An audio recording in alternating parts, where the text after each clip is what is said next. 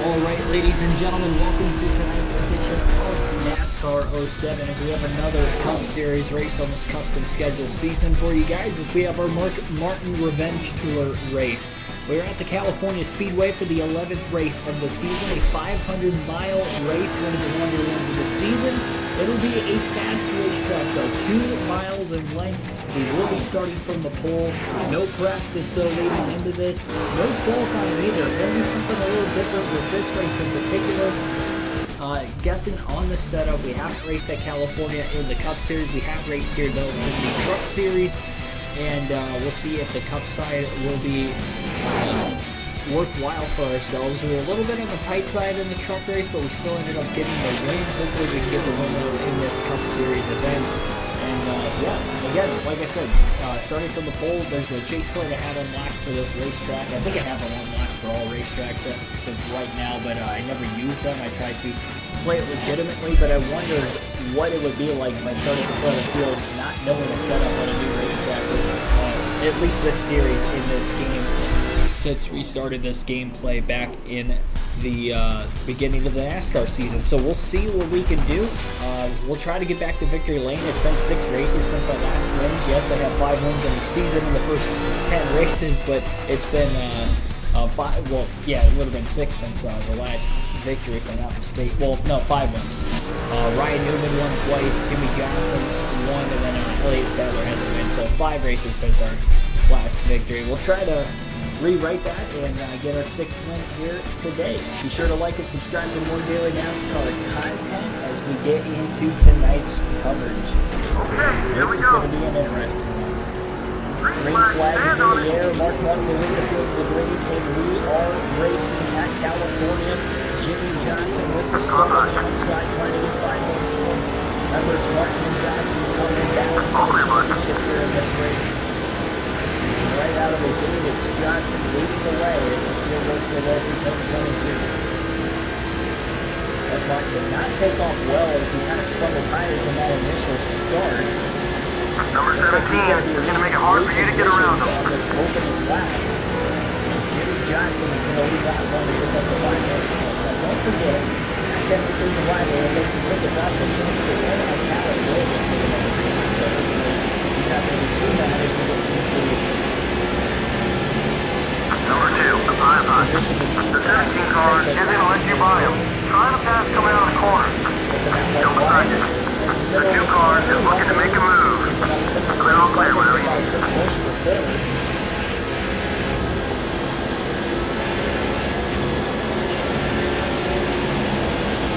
Number 17 isn't going to give up that position easily.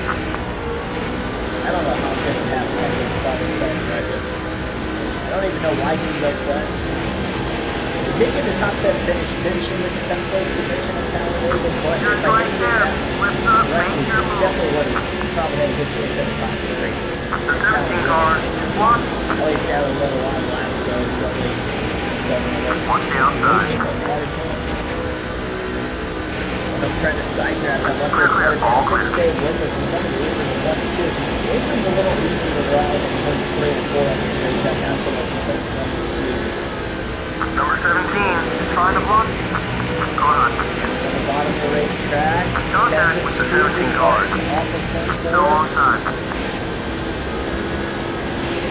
Door to door still. Hanging tough. For 2nd place. Okay, bud. Only 1 car to pass. You're the leader. Let's go get him. Okay, we'll clear. Go on. Oh, contact with Johnson. Retaliate right now. Looks like you got yourself a partner out there. Yeah, that was not Number good. 17 is blocked. That was not good contact. I mean, there's never good contact. Going down low. Oh boy. I just turned myself off the third bush. Drove in there late. I lost my momentum off turn 2. Outside. We're right there. Let's see if we can lead this thing. Still alongside you. Try to get back up there. Still there. Martinez, thanks for tuning in. I was looking at the chat at the wrong time there. It worked. Dale Jr. up to 4th. He's going to look like Kurt Busch. Slow start to the season for Earnhardt. Not even in the top 10 points coming into this race.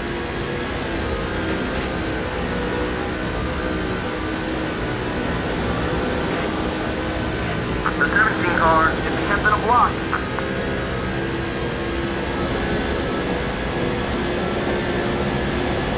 Trying to stay in the draft and Matt Kenseth here through the trial, 200 miles an hour into turn 1 for Mark Martin.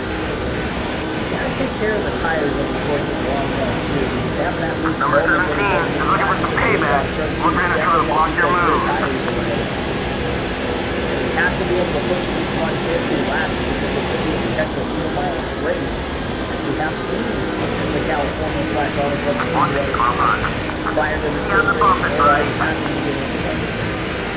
Still hanging on. You know, he got in me a little bit. Got the leader, stay on his back bumper. He's gonna try to hit me. Yeah, I gotta get by him Still fast. there. So he's gonna try to clean me out.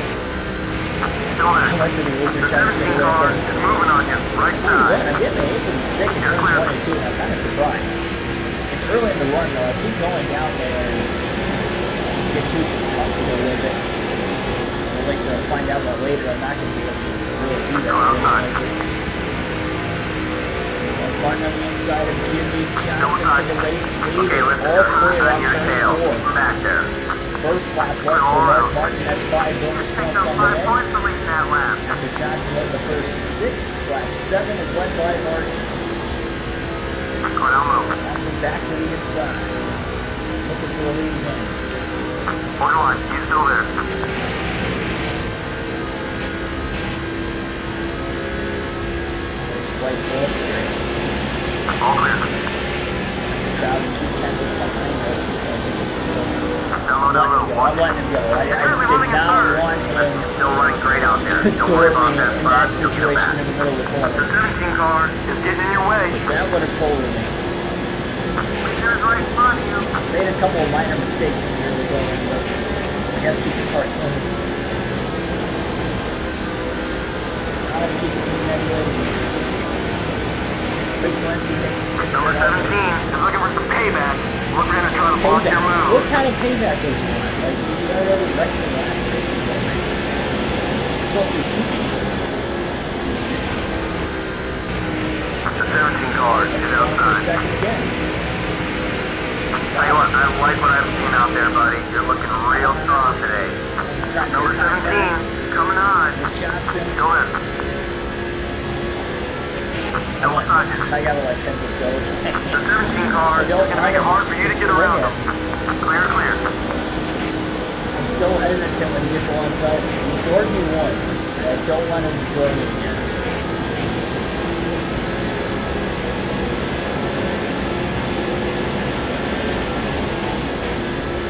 Problem is, he's breathing Number 17 down. isn't going to let you by him. Try the pass coming out of the corner. Coming up high. Martin all the way to the apron. Gonna get by Matt Kenseth. All right, buddy. We're in Really second. wanted to clear there. Couldn't Work quite with the do it. leader. Let's see if we can break away from the Still pass. not quite Clear on the other side. Gonna try to draft behind Johnson a little more. Now clear into turn 1. The 17 car is Kenseth's gonna try to inside. go to the crossover down to the inside, and Martin's gonna let him go again. And down on the bottom behind Matt Kenseth is Dale Earnhardt Jr. after Mark Martin had held him up. Junior's got one, gets the P3, drafts behind Johnson in the back straightaway, and Kenseth goes to the bottom of the racetrack for the race lead. Kenseth out in front at the California Speedway, his first lap of the afternoon. What's up high? Assuming he leaves this lap at the line, which he'll be able to. Dale Jr. side Johnson, and that's going to open the door on the bottom for Mark Martin to go through. But this is his best chance to get out in front with the 17. Not going to be able to do the same. Mark Martin, 3 deep into turn 1. Slides up the racetrack, pulls clear. Johnson trying to fall the lane now with the 6 left on the bottom lane. What a battle in the early going. He's now 4 cars ahead. All the way to the bottom of the track goes Martin. Trying to block Johnson. He overdrives the corner into Dale Jr. Wide they go.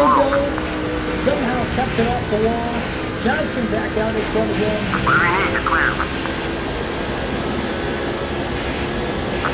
That could have been a dangerous situation.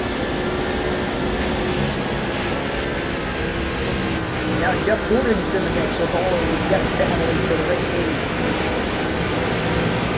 Junior did not get a lap wet in in that transition, who would have been Martin? Martin did lead earlier, though. All the way to the apron of the backstretch goes Martin, trying to get by Kenseth, but Kenseth blocks him the whole way there.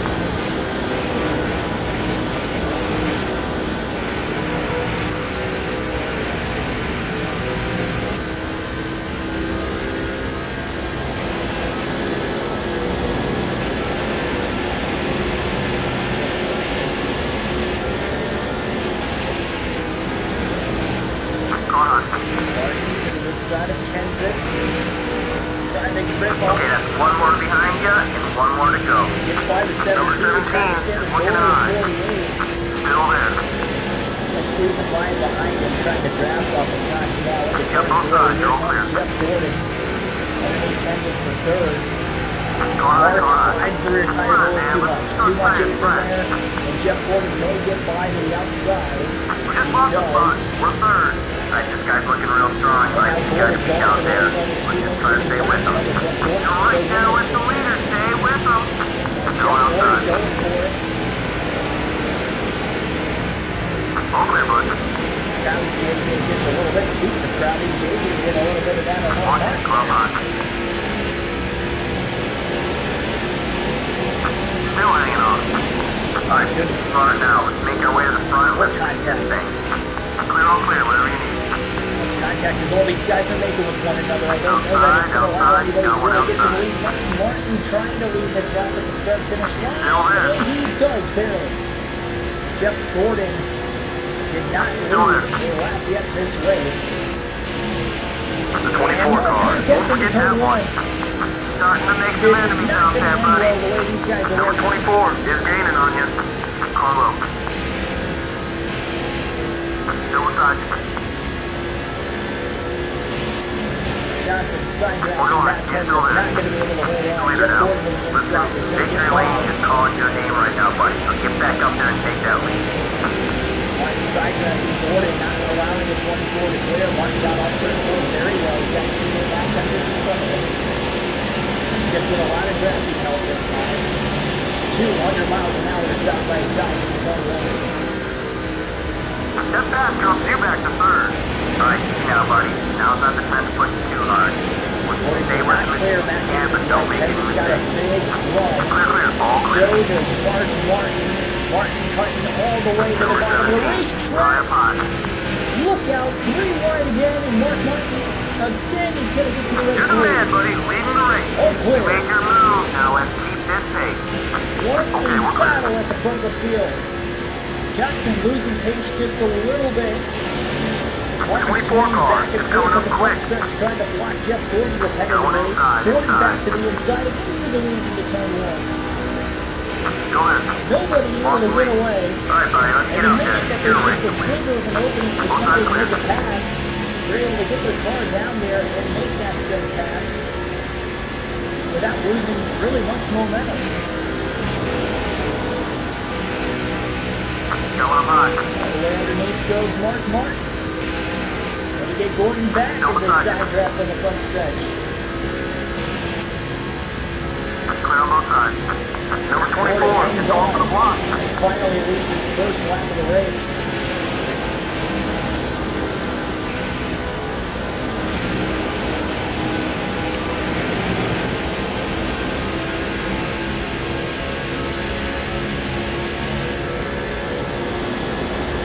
The 24 car is attempting a block.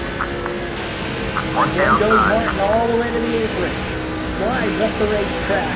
Clears You're Jeff doing some Gordon. great Gordon laps out there, pass buddy. Keep it again. up and you'll stay up there. You're clear. They're looking to protect at the front of the field as Kendrick's got to run to the inside of the 24 as well. Fastest lap of the race by Mark Martin that last lap. As he leads the way down into turns 1 and 2, Kenseth is all over the back window to 6. Martin does not get aero loose that time, hangs on to it. These guys have to be abusing the heck out of their tires right now.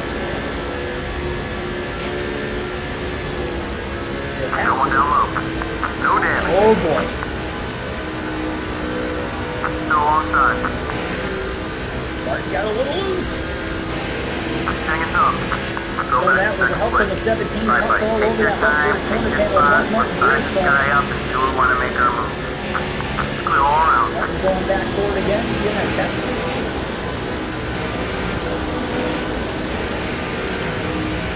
Outside. Nope, that's a little too low. Martin drives out of it. Drop back to third position. Try not to overcorrect it there. Just kind of let the car drift down towards the inside of the racetrack. The 16 car is going right. Number 16. Quarter trying to stay underneath Biff. Still alongside you. I don't need another teammate Adams. Oh my goodness. Dale Jr. trying to go for the race lead. Don't believe Dale Jr. has led a lap in this race. He's going to attempt to this time as he gets through inside of Kenton. As they battle again at the third field, it's not going to allow anybody to really pull away here. Lucky Mars thinks we're tuning in. There's no way these guys are going to be able to last 500 miles racing the way they are right now. The fact that they've gone 22 laps is impressive in and of itself. Dale Jr. to the lead. 5 bonus points for Earnhardt. The amount of late changes we've seen in here with 24 cars is outside. honestly ridiculous. We'll take our first field pass of the day, give ourselves a break with Martin, because I don't think I'm going to last our tires before the way we were looking there. So we'll drop back to Jamie McMurray in the 14th place position right now. McMurray battles with the 55 with Michael Waltrip for this 14th place position. I will say McMurray's car is handling much better than ours, so that just tells me how much they've already abused the tires in the aerodynamic race. Down on the bottom. That was from position. He'll come back to us. Don't worry about it. Stay For focused. the crossovers, Waltrip slides up. McMurray down to the side, goes up the side drafting just a little bit. Matt Kenseth back to the race lead in the front of the field once again. Still there. Still beside you. Clear, all clear. Tell you what, we had a classic of a finish in those final probably 15 to 20 laps of the truck race here in California. And we kind of picked up where we left off with this racetrack specifically, and how this race has gone so far here tonight. Number 55 is looking to pass.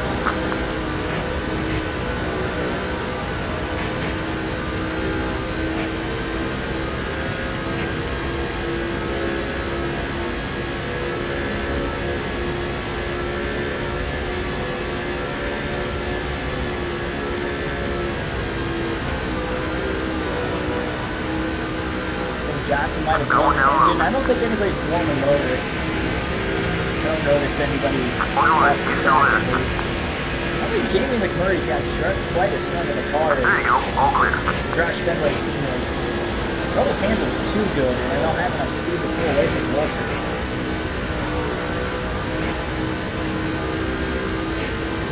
One more lap with the 26, and then we will transfer to probably the 16th of Greg Blicker next. Matt Kenseth, Dale Jr., Jimmy Johnson, Mark Martin, Jeff Gordon have all led at least one lap in the first 25. They changed the lead countless times between them. Really an unbelievable start.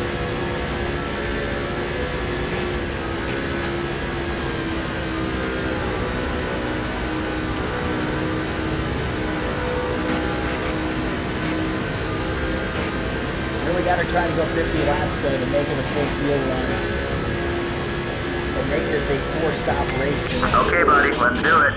We will swap to Greg Miller next. The 8 car is gaining on you. A little early, so Dale Jr. right behind him. Biffle going for second as he's on the inside of Jeff Gordon. Kevin Harvick all of a sudden is in the race in the top 9. Still beside you. That's what I like to see out there. You're picking them off one by one. Whatever you need to clear. No out of bounds here in California. And how about Biffle trying to run down the 17 round? He's won here before, and now he's trying to become the 6th different leader already in this race.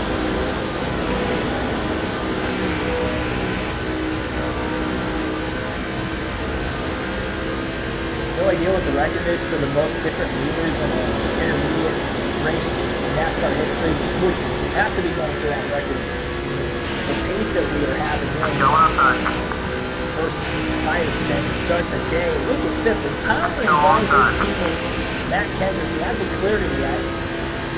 So close to clearing them. Kenseth is going to lead that lap, but not by much. Biffle still underneath. He pulled away from a side draft, went back up the hill to side draft him again before diving into the turn one bottom lane. Goes up, clear, and Greg Biffle leads in Fontana, California. And assuming he can lead back to the start-finish line this time, he will be the sixth different driver to lead a lap. Kevin Harvick up in fourth is trying to close still, and he may lead a lap here before long as well. I'd be surprised at this point. Harvick, California native as well, home track. Nearby Bakersfield is where he grew up. Jeff Gordon, another California native, right behind Biffle. Biffle not from California, but from the West Coast. Vancouver, Washington. It's his hometown.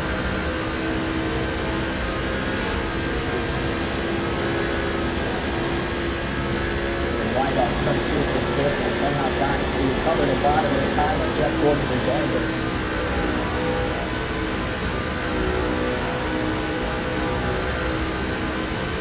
Little attempt there by Gordon on the back straightaway, opens up the bottom for Matt Kenseth to try to make a move. Fastest lap of the day for Biffle that last time by. The 17 car is coming left.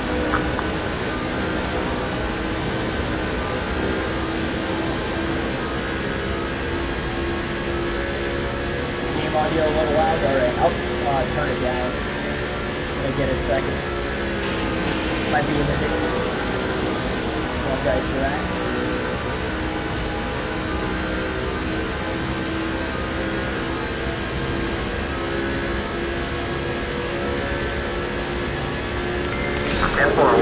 We'll swap to Kenseth now for about 4 minutes.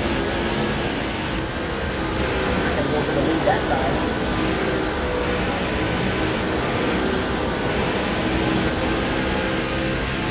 Pause it now.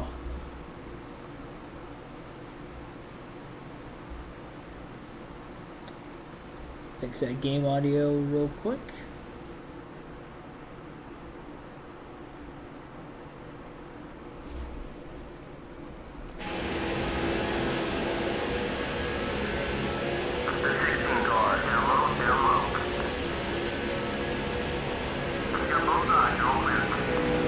Is your dry right eye anything to do with allergies?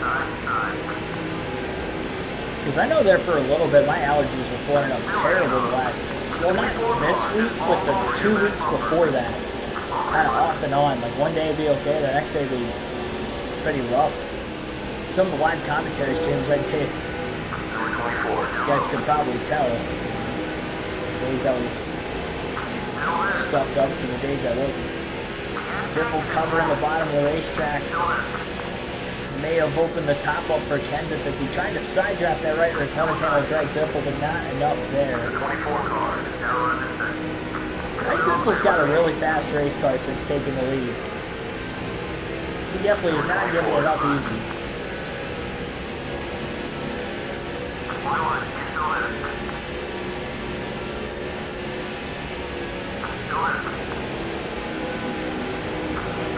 Kenseth can get past Gordon, he's just struggling to get by his teammate. Roush Fenway Racing runs 1-2 at the front of the field.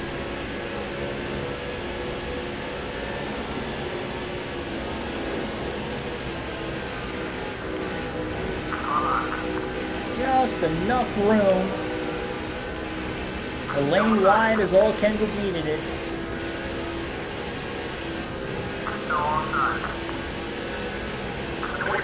Makes slight contact on turn 4. I quickly lifted to try to keep from wrecking. A little too cautious there.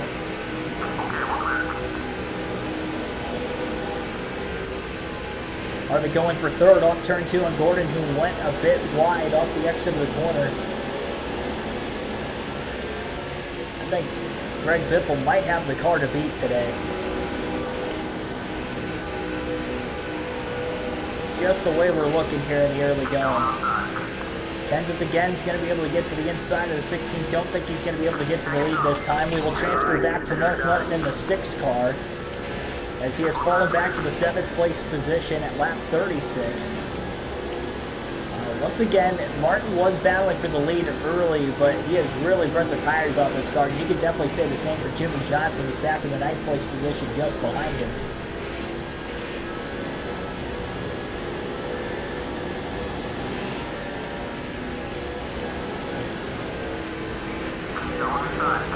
Just looking at the chat a little long there. Oh, I just about hooked Kurt Busch. Oh my goodness. I tried to cut down behind him. I mistimed that terribly. I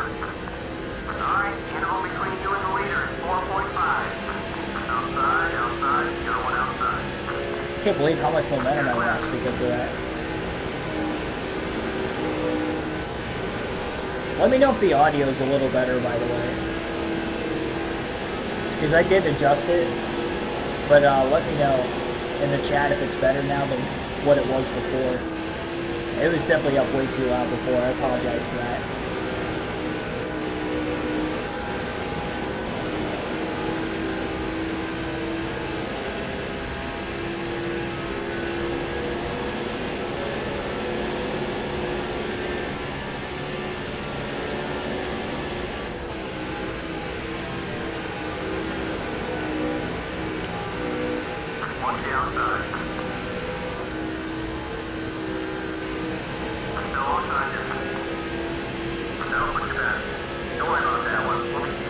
Right back to where we were at the beginning, battling with Johnson. The problem is we're battling for 8th place now versus for the race lead like it was out of the gate. Remember, these two both started on the front row with Martin on the pole, Johnson second.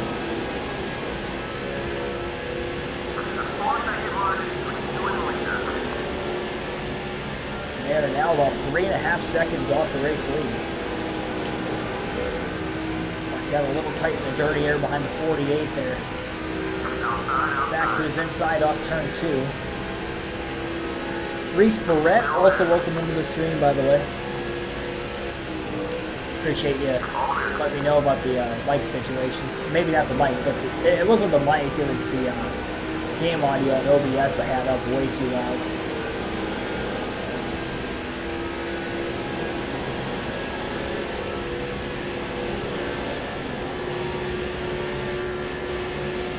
I cannot pass Johnson. I know I'm quicker than him. I just made that mistake when I was battling Kurt Busch and Elliott Sadler. Jeff Gordon back to the lead. Oh my gosh, I got way too tight there. Smacked the wall, turning down the track into the inside wall, and that's going to cost us a lot of time. No caution, we stay green.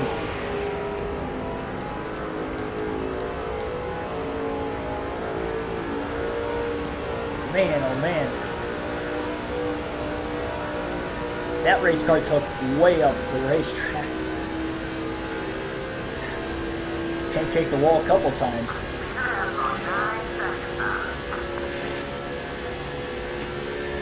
Not a great first run for Mark Martin. Got a long race to go. We'll make some adjustments.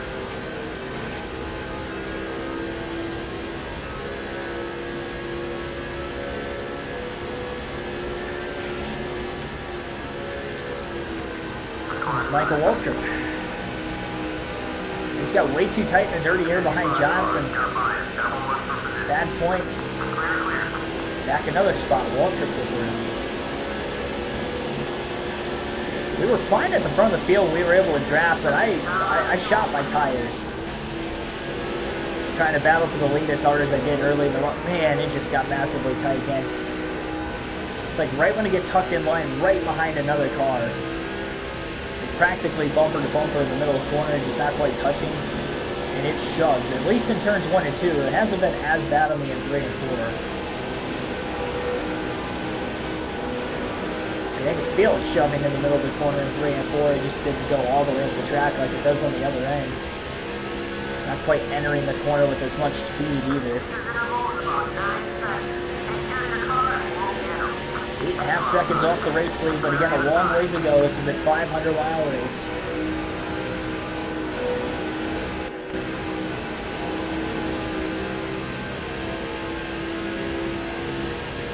Joji, thanks for tuning in. I'll bring the face cam back again. I had it for one night, but I didn't really like the way I had it set up. I didn't give myself much leg room. It was okay for that day because it was a truck race. It wasn't a very long race, but I'll bring the face cams back once I get everything situated as far as like lining up where I want the camera to be, because I don't have a great spot for it right now.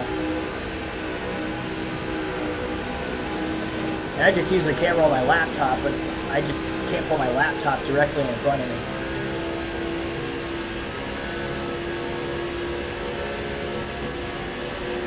That's why I've been doing all the live commentary streams from the kitchen end table in the direction facing where my living room is in my apartment during the live commentary streams.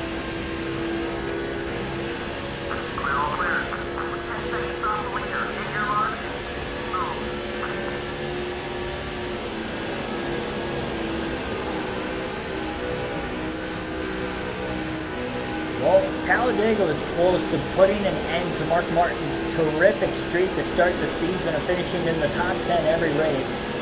He has not finished outside the top 10 in the first 10 races, looking to keep that streak alive after a 10th place finish at Talladega. Not a great start here today at California Speedway, but long ways to go, obviously, so things could turn out better for him.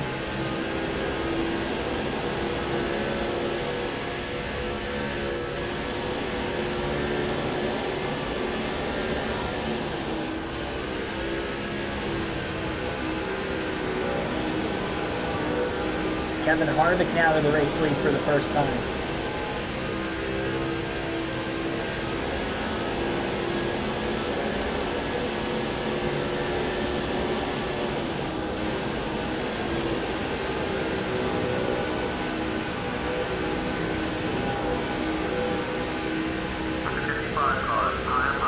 Somebody just pitted off turn 4.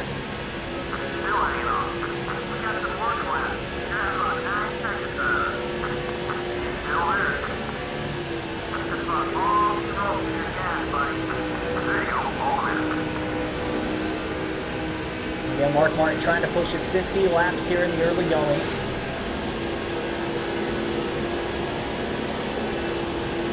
I've seen quite a few people pit already.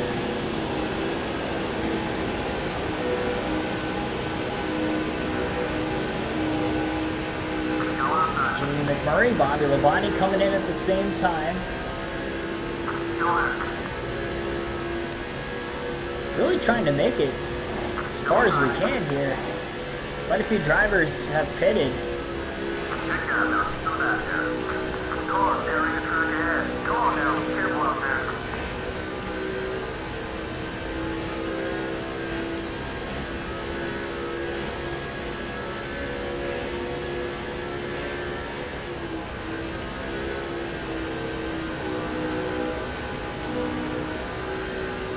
Fireworks canceled due to lack of rain?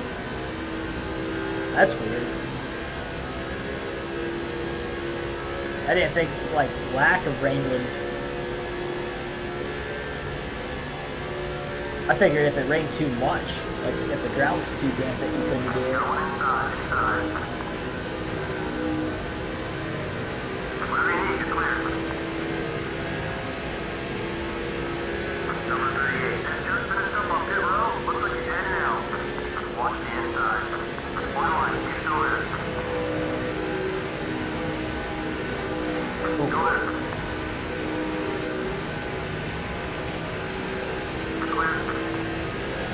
Definitely crowded Bobby Labonte. So we've made it to lap 50, which is a good thing here if you're Mark Martin. There are quite a few other drivers that made it to lap 50, but not everybody. Quite a few drivers have pit, but there's still quite a few that haven't. Martin staying in the draft behind Labonte for at least one more corner here.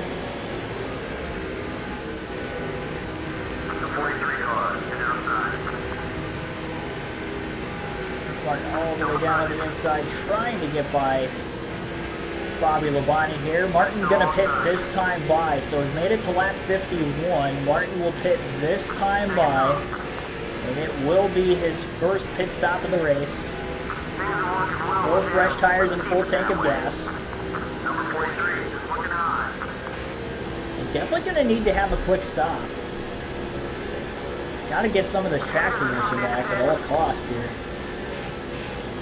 Greg Biffle coming into the pits. Jeff Gordon from the lead is coming in. Mark Martin will be coming in this time as well. Gonna try to get as much time as he can. Oh boy! Missed it. Missed the pits. Unbelievable. I was coming in way too hot. I locked it up. That's not good. Yeah. Hopefully we can make it one more lap on field. We've already pushed it. The only good thing out of this, I'm going to get another lap wet, but I don't think that's going to be good enough to outweigh what just happened. Dang it. I tried to get all I could, trying to gain as much time as possible, and I ended up hurting myself more than I helped. Good thing I had enough fuel to make it back around one more lap. Can't believe I did that. Alright, here we go again. Take 2. That was a lot smoother. That was a lot better than the first time. We're going to act like that first time didn't happen. Oh my goodness. I mean, at least I didn't spin out. I don't know how I didn't. I thought when I clipped the grass I was going to loop it, but I didn't. Stayed green, which is good, but we lost so much time.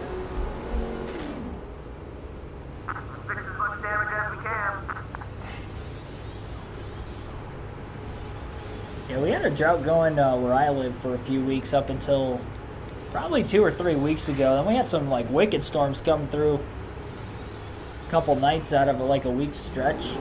Now it seems like it's kind of rained like every other day or every 2 days. But pretty consistently, like it'll rain pretty much all of that day. Like it was supposed to rain all day today and it didn't. Oh my gosh. Why is my car so loose getting up to speed? What the heck was that? Oh my goodness, that... You've got to be kidding me right now. What was that? Oh my goodness. I don't know what that was. Well, we're under caution for the first time today.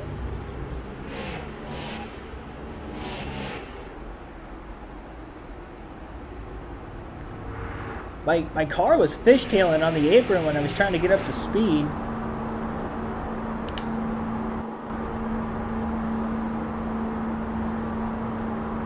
Make sure we pit here. We might see some other drivers pit that weren't going to be able to make it on 4 stops.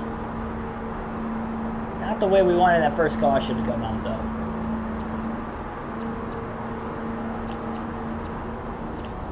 Alright, well, we can't pit for fuel or tires. Unfortunately. So that was the cause of the caution.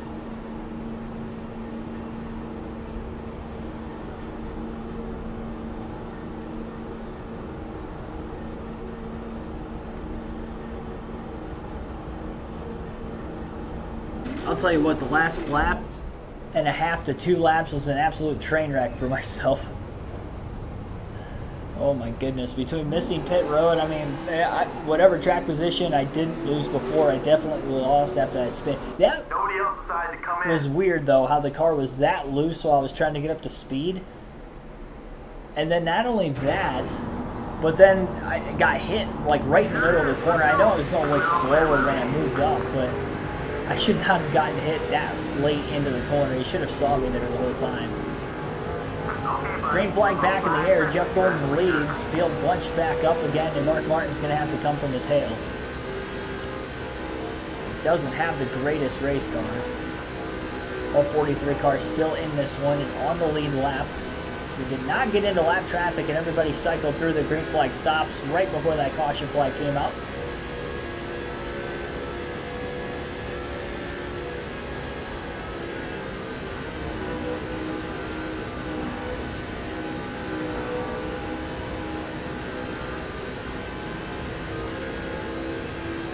Corey Free, thanks for tuning in.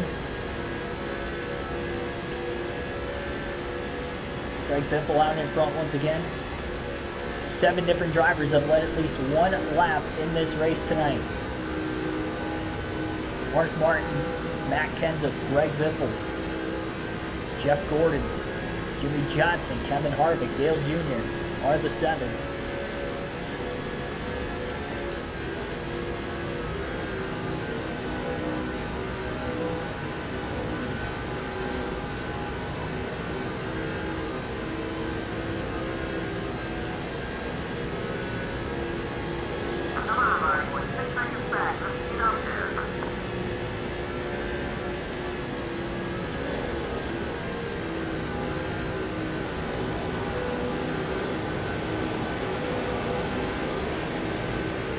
It's going to be extremely difficult trying to work through the back of the field.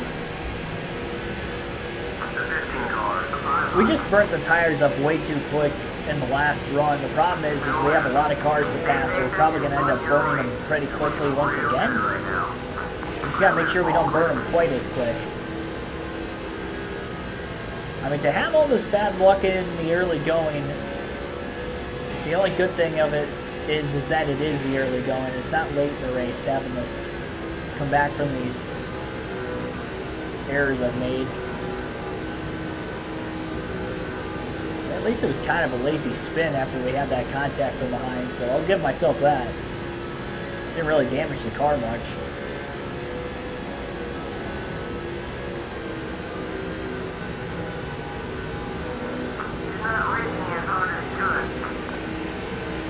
We definitely know we're faster than a lot of these guys at the tail end of the field, too.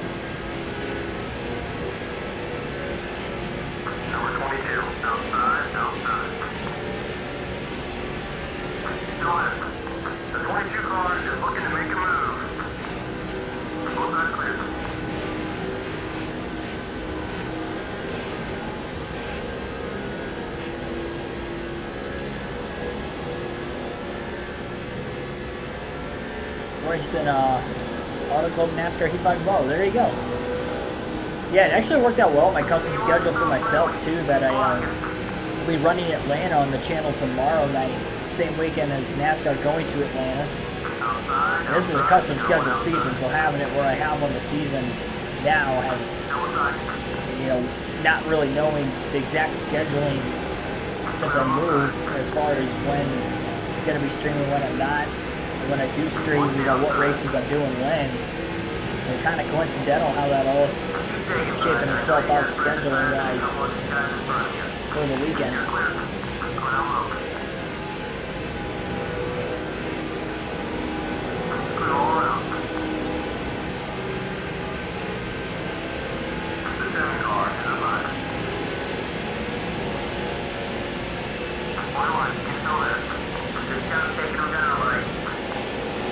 Quite a while though during that first fuel run of the race, even for the leaders to really try to get out away from one another.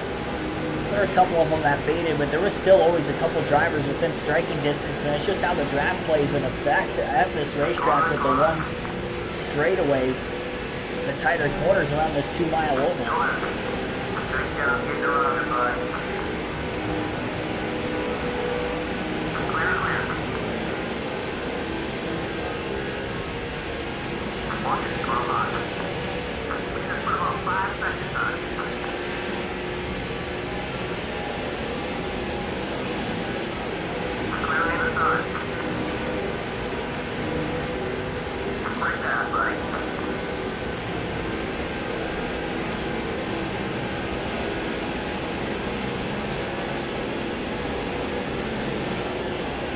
Bump draft on that 144 car down the back straightaway.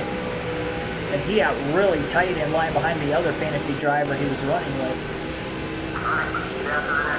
So Mark Martin's made his way up to 29.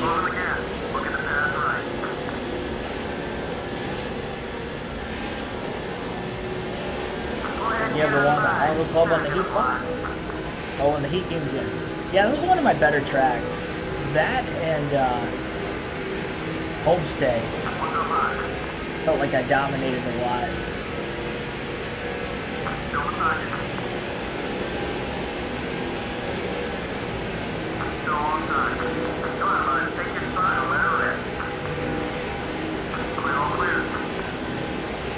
Old Atlanta too.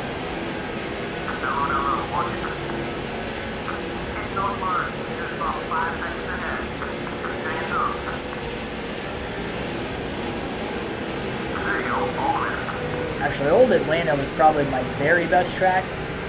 Number 144, down low. Like Heat 4, Heat 5. Still on target. 144 car, wants to get by it.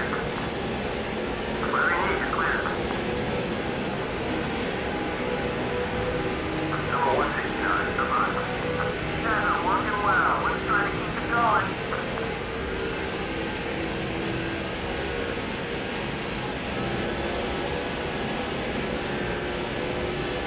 Got another one in the rear view.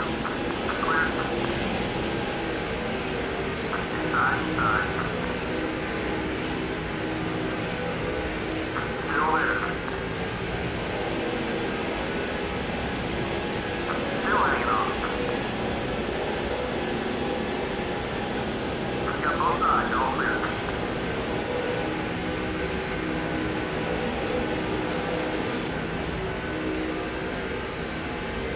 Outside. I'm trying to get to the inside of Mark Church Jr., not quite able to do it there. Left open the outside for that Coca-Cola car to get back above the 6, but not enough to try to hang side by side into the corner. Martin gonna try to go after Martin Church Jr. again on the backstretch, just can't do it. The 6 car seems to be lacking quite a bit of straightaway speed. I feel like that's kind of my flaw right now in this race. I don't have a whole lot of downforce in the race car compared to what I normally would on the intermediate tracks of this game. So I'm kind of surprised I don't have more horsepower than what I probably should.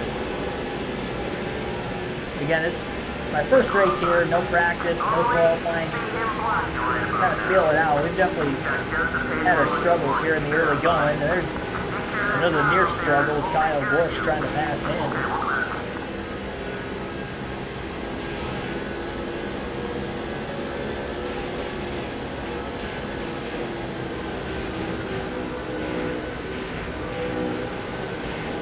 Martin did make the pass after all, though.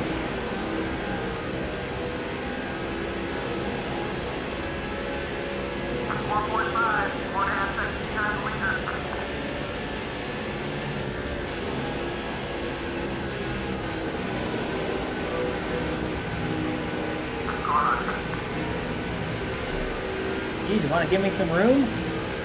I mean, what is he doing?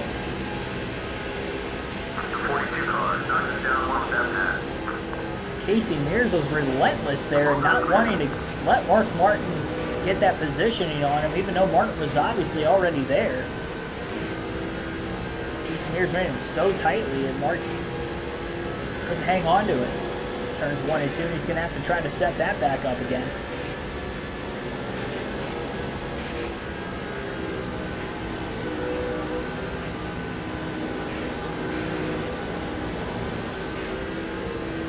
Just definitely not the race Mark Martin needed here today. It's good that he got those couple laps led early. It's a good thing he started on the pole. But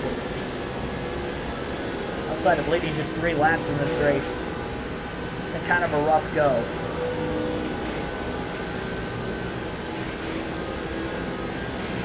Car handles a lot better and cleaner than it does in dirtier. The problem is because I don't have a lot of straightaway speed, clean air isn't as fast for me.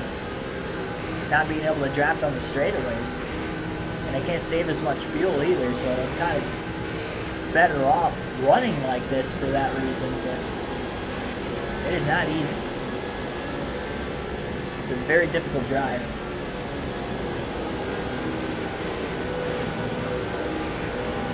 I'm afraid I loosen it up too much, though. It's going to be way too bad. Especially in the long run, because we were fighting loose on the last run anyway. This final 10-15 laps or so.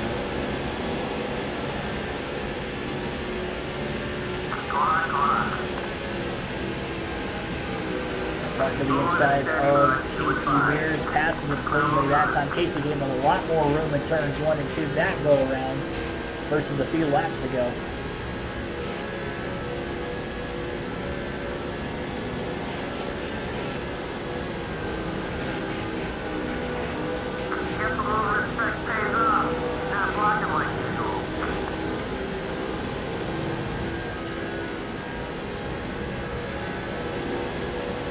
Wait,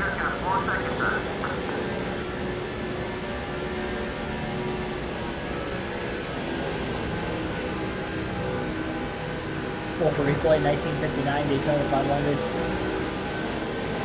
Yeah, I don't think that is possible. Lucky to whoever was in attendance for the first ever Daytona 500. Little did they know how monumental of a race that they were actually on in the heat of the moment.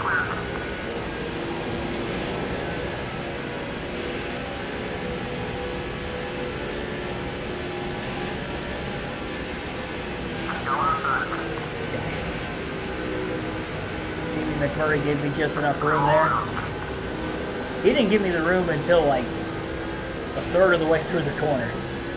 He's like, all right, you went that far in, so now I'll let you go. But yeah, right away, it didn't look like he wanted to give that spot up at all. Tony Stewart's not running that great either. He's right around 20th also.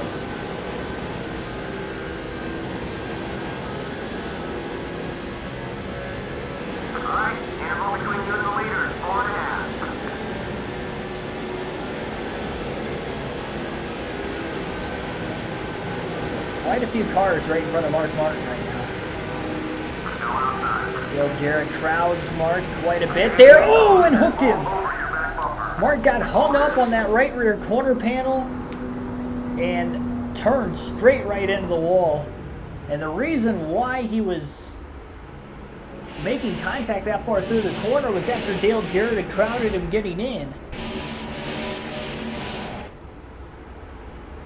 That's going to derail that run he had.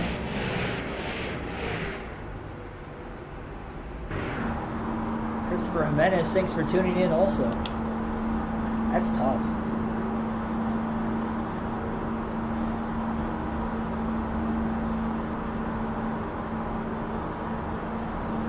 That's going to send Mark Martin right to the back again.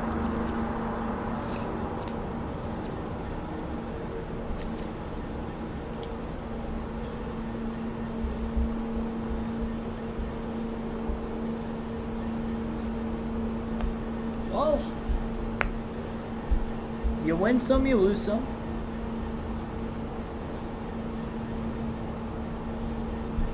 Club championship tomorrow. Oh, this weekend. I wish you good luck on that.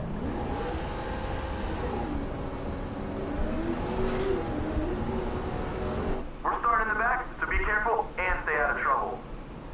Called me Keenan in the chat, by the way. I didn't even see that.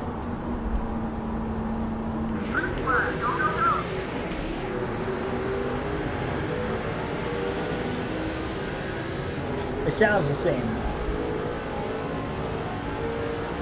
It would have been weirder if he called me some like random name that sounds nothing like mine, like Taylor or just something random. That was a pretty hard hit into the wall there for Mark Martin. Hopefully, he didn't knock too much speed out of it. But I blame that on Dale Jarrett. Once I made contact with him, I couldn't get off of him, but he definitely crowded me. It was very similar to what Casey Mears did. The only difference is I was hitting a much worse spot, so my car just went straight up the hill. Lap 82 right now of 250. Again, long race to go. I felt like it took so long just for me to drive. I mean, it took me like 30 laps just to get up to 21st. Now with the damage to the right front of the race car, it's probably going to take me even longer this time around.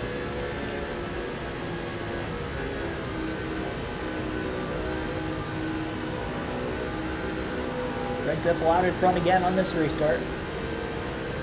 Had 2 cautions in the race so far.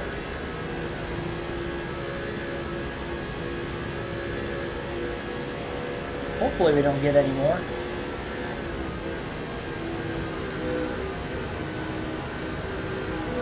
I doubt that would be the case though.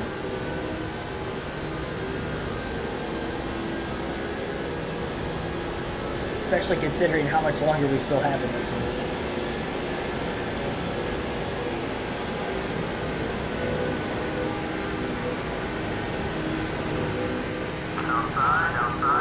I did not mean to drive that low. I Rough transition. It was a little too far now. Not good at looking at the chat today for whatever reason. That's like the third or fourth time I've gone like super low at some point in the racetrack because I was looking at the chat. Better than going the other way up towards the wall, I guess.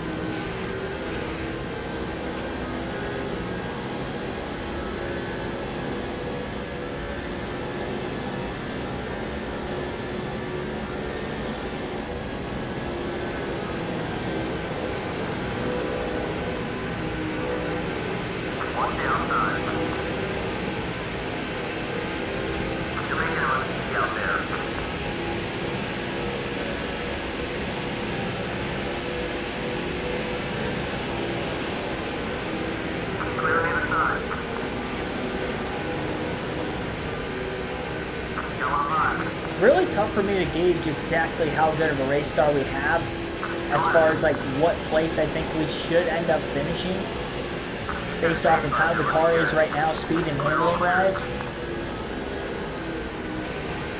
I feel that I'm better than 14-15s where I was running that first run at the end of the run. We've got good short run speed in it. It's just a matter of how well can I conserve my tires over the course of a long run. We do know we're going to be coming up on some green flag pit stops fairly soon. A lot of 3-wide racing in the middle of turns 3 and 4. Stacked up a whole bunch of cars. And as a result, Mark Martin's going to be looking to try to pick up as many positions out of this as he can. He's following Jeff Burton on the bottom, past about 3 or 4 fantasy drivers on the front stretch. Burton to the inside of Sorensen as well, and Al Martin to the inside of Burton himself off turn 2.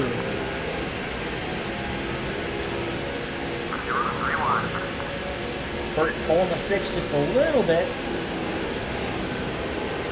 Martin had to stay behind him into 3 and 4. Gets underneath him again off turn 4. Trying to have to make sure Jeff was going to side draft him aggressively there, marking a side draft to 31. Pulling away from him. Jeff Burton being a little bit of a tough out right now. Mark trying to force him into an awkward position there where Burton may have had to lift in the middle of the corner. Clean pass. Textbook job there by Martin. Burton got stuck on the outside. He's going to lose a spot or two again.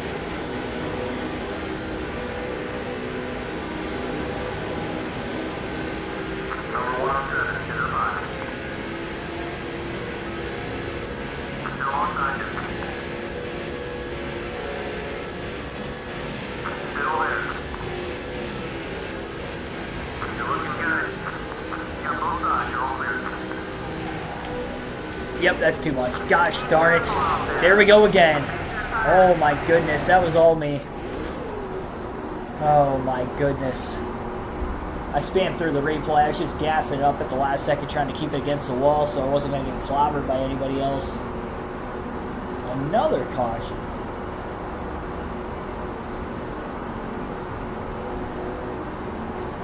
Third of the race, and this is just getting sloppy here for Mark Martin. 4.3 seconds of damage, a little more than that. Man, oh man. Who do I think is going to win Sunday? I have zero clue. I have not done any research. There's no practice to go off of this week, so that's going to be kind of difficult. Fords have been really good on the super speedways this year. By far the best manufacturer there. They really dominated Atlanta, probably more so than the other super speedway races from speed and just taking control of the race.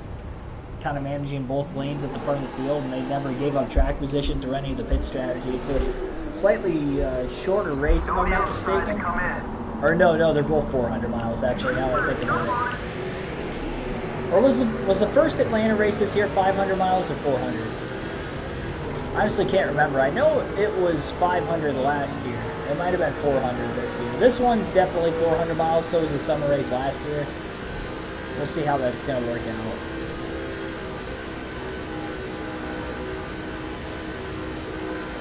Fords have cooled off, though, substantially these last few weeks, though. So I am curious to know if they're going to come back at the same speed. I'll find out after qualifying, because they did qualify and run well in the race at Atlanta. I think that's a little bit different from like Daytona or Talladega, because Atlanta, you need to have a lot of handling, especially with how slick it's going to be. We saw last year how much handling came into play, and even in the spring race this year, it was huge in dictating who's going to run well throughout the course of the race, because you're actually burping the throttles quite a bit more in the middle of the corner here with just how much tighter the track is versus Talladega or Daytona.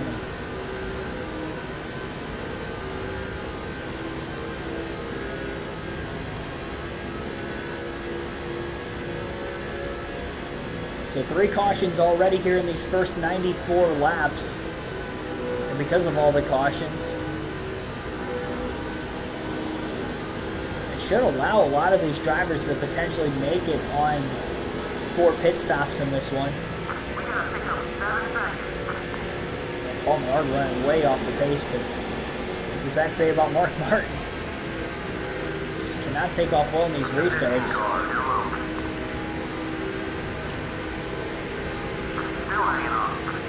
Right into the outside of Menard.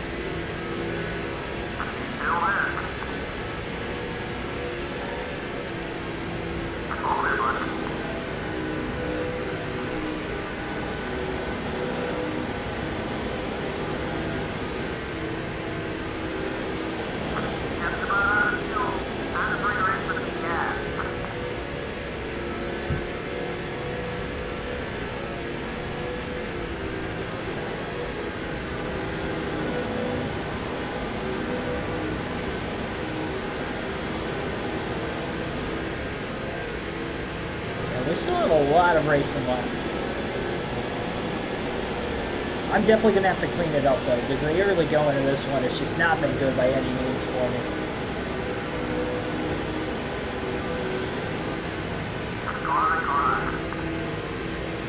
It's way too aggressive, way too early. I've been mired at the back of the pack pretty much ever since the start of this. Not the start of the race, but we've been outside the top 10 since about lap 30 or so.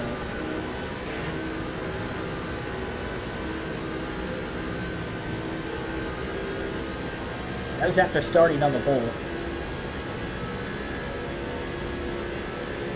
I'm this far back because of the couple spins I've had.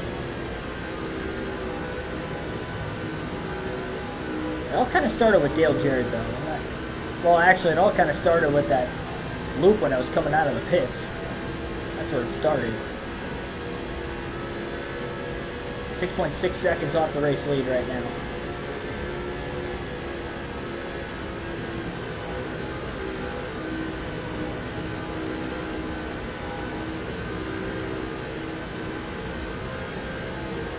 I mean, honestly, considering that there's nobody a lap down with the way these first 3 cautions have come out, evenly spaced at least to the point where we haven't had to deal with lap traffic yet, even after cycling through green flag pit stops earlier in the race, I'd probably lean towards short pitting this time around. We do have some drivers on pit road right now coming to lap 98. There were 2 drivers that pitted off turn 4. I don't think it's a bad idea to short pit once we get past lap 50 for this run, even though we can go a little bit further. We made it 52 laps that first run. Definitely can't miss pit road like I did the first time. Let's not forget that that cost me a lot of time. During that first run, we were 14th, and we probably cycled out in the back half of the top 20s just by missing the pits. Jamie McMurray's in with a Roush car on the pit road, lap 100. We're going to be halfway into this race before we know it.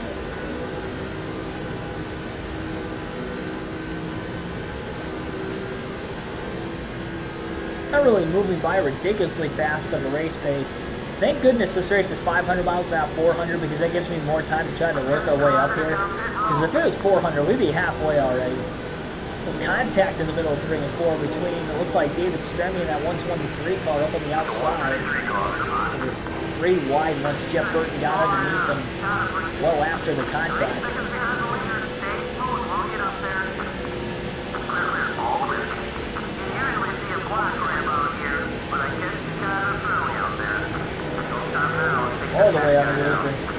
got tight down there with Kyle Petty. Coming out of the pits, a lot of contact.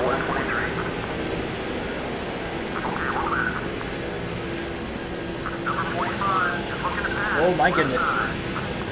Kyle Petty on fresh tires. And we're going to pit this time. Oh my goodness. Coming in hot, coming in. Trying to blend, trying to blend. Oh, we got a caution. I definitely did not get to pit road on time. Oh, they called the caution for me? Yeah, I don't think that should have been a yellow. It's the 4th caution of the race. I don't think that should have been a caution. I wasn't really completely sideways. We almost missed the pits again, though. I came in a little hot again.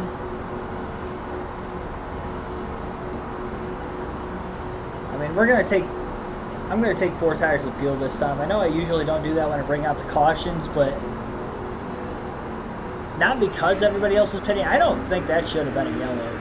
I didn't think I was that far sideways, but I guess the game thought I was.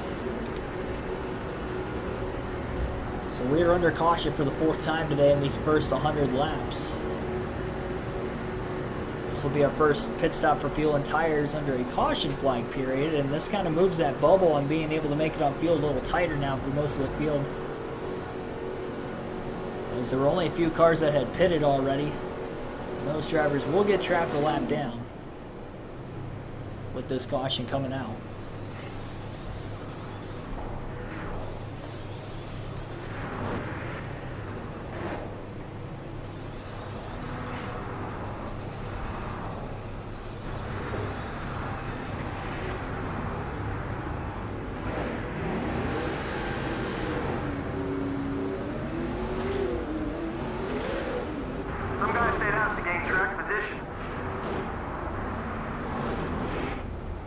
Yeah, there were some drivers that definitely stayed out. We actually gained quite a few spots on pit road. Okay, never mind. We're in I lied. There were cars behind us. A lot of those guys took the wave around. Oh, we're lapped down. Well, this is going to be difficult. Mark Martin is 1 lap down. I think it penalized me for pitting after the caution flag came out. I hit the commitment line after the yellow, and I think it penalized me a lap. That stinks because we probably should have gotten the yellow. But honestly, considering how many times I caused the yellow before that, it is kind of fitting. Should we be a lap down? No. But it kind of does a little bit of justice. So we had a big stack up off turn 4. Mark Martin's going to get a lot of the spots back through the trioval. Jeff Gordon is the race leader. And Mark Martin just passed a little over a dozen cars on the front stretch after a major stack up off turn 4, which almost caused our 5th caution. GC1424, thanks for tuning in. Yeah, this is not good. Having to get our lap back. This race has not gone our way whatsoever if you're just tuning in for the first time.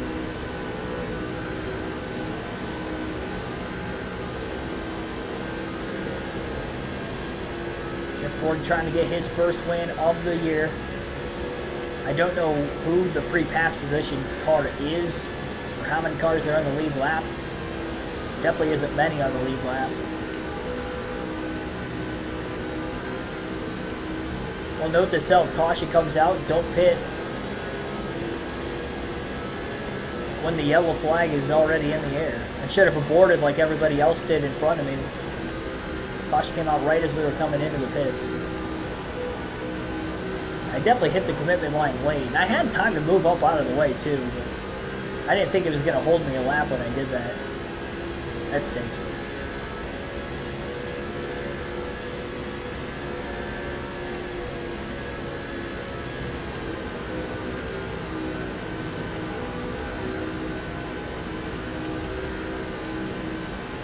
Well, the good news is we still have just over half a race left.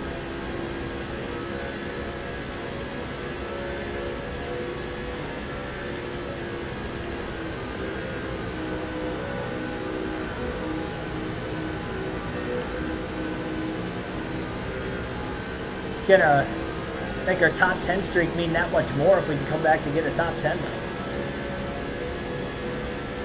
The way I've ran so far to this point, though, I don't know if I deserve it. But we can make up for that in the second half. It's that calculated mistake after calculated mistake, it seems like. So, I guess not all of it was calculated. That's the reason why those mistakes popped up in the first place. Trying to get a draft off Jamie McMurray just a little bit more that time. McMurray pushed wide, middle of the corner. And some of these cars are for position here for Mark Martin, so major passes being made by Martin as he rips down on the bottom of the track. Jimmy Johnson back to the lead for the first time in a long time after leading the opening 6 laps of the race.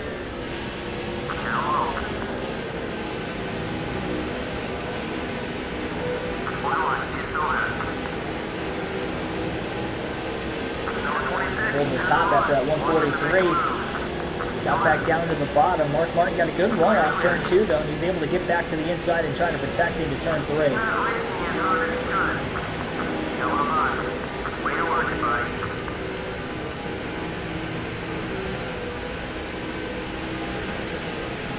He's not trying to run that low. Once I got to the apron, it kind of grabbed and pulled my car to the left a little bit. I just kind of let it so that way I wasn't going to burn the tires up too much.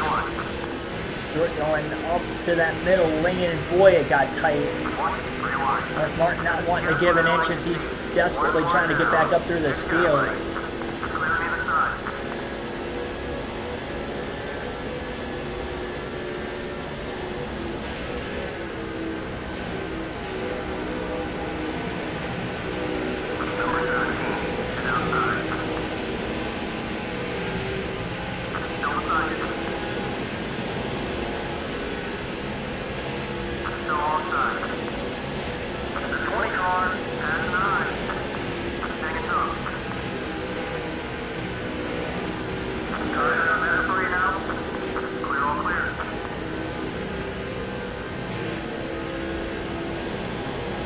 Yeah, I wish I knew how many cars were on the lead lap,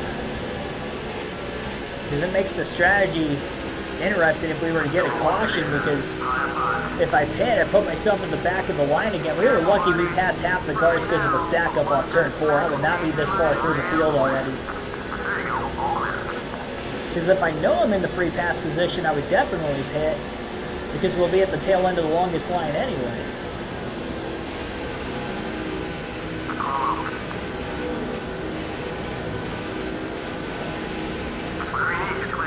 Having to give a little bit of room to that fantasy driver who just got that front bumper underneath the back bumper of the 6.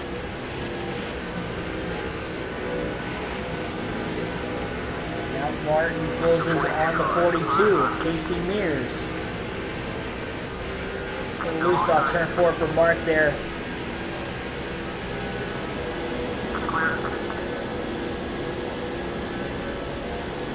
Seems like that contact didn't help me either.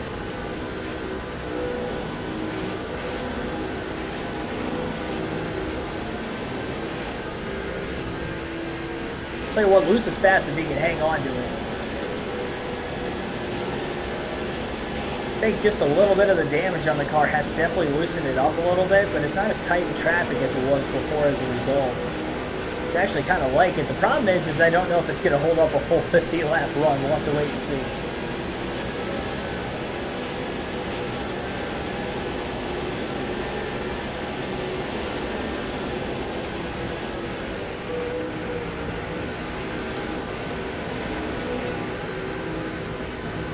That time it darted up the track in line behind the 42.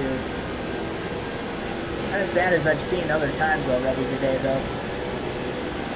We are 10 laps away from halfway in this race. 4 cautions in the first half of the race, all in the first 101 laps.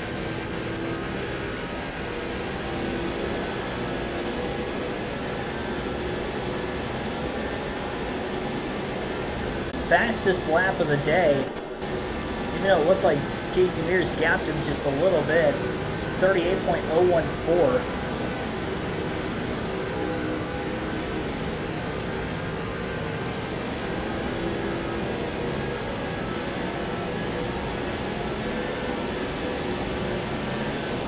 truck's diving back to the inside, trying to cross not McMurray, we're trying to cross Casey Mears over. One of those drivers was a spot. I'm not sure which one it was, but that does move Martin past another one. And back-to-back laps, he's ran his fastest of the day. 9:17, I think, was that last lap. Kurt Busch crowds his former teammate. Trap behind Nemechek.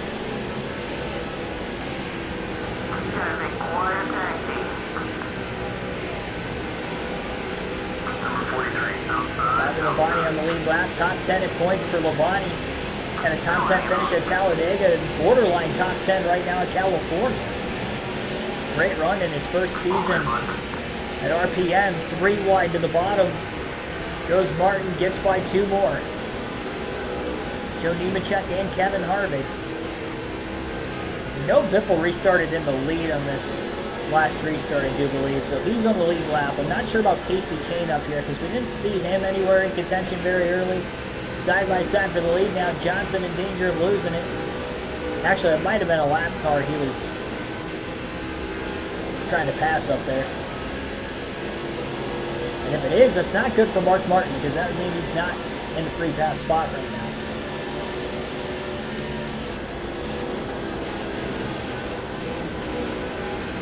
Close, but not quite there. Yeah, that was too risky. That was way too risky.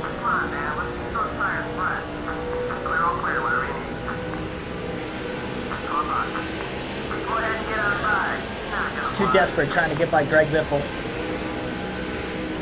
3 wide up there, right around second place. Lap car's somewhere in that mix. I lost so much ground. I needed to be patient. I know there's a lap car up there ahead of us still, so we're not in the free pass position, and I got too caught up in that.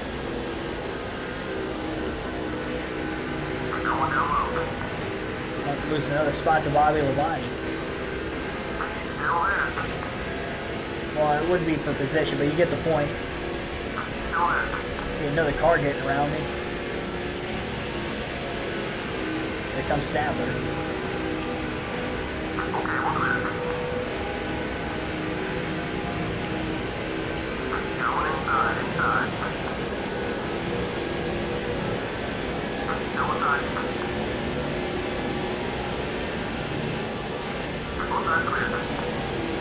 Tell you what, it is very difficult to get back in line and get that momentum back up again. Once you get out of it just a slight bit. You'd think with the draft it'd be a little easier trying to get it back. It doesn't seem like it's the case. That's not the first instance we've seen something similar to that tonight. Oh my goodness. 3 wide in contact with the 38 and the 6 underneath the 43.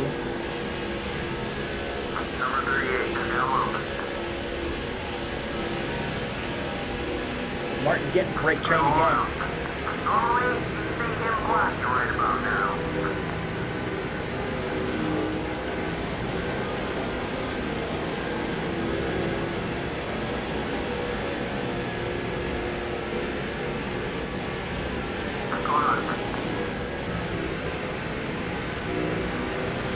Busy evening, can't stay for long. Well, I appreciate you stopping by as always.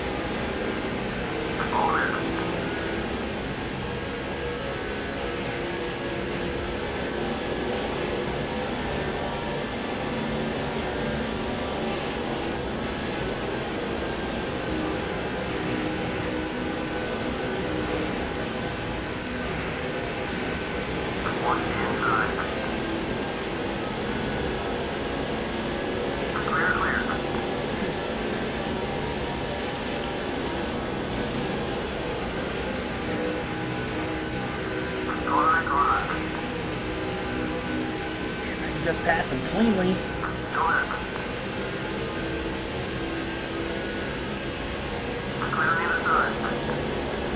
Got good short run speed, I just don't have the long run speed.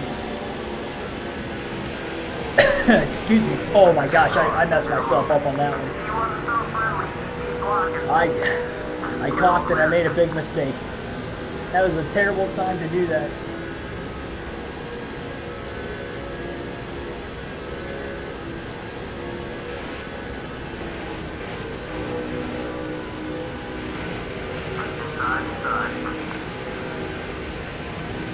Well, that sucked. I turned away from the mic as best as I could. In doing so, I just went straight up the hill into the wall.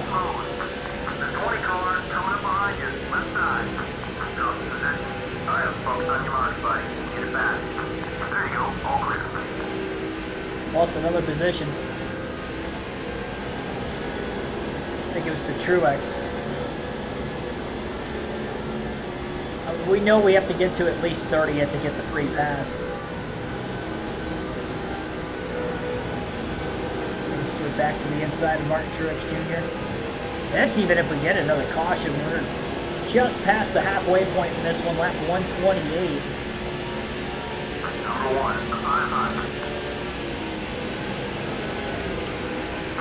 Sailed it into the corner. Actually, Tony Stewart's a lap down, not Martin Truex Jr. So Stewart was the passable position. Martin clears them both through turns 1 and 2.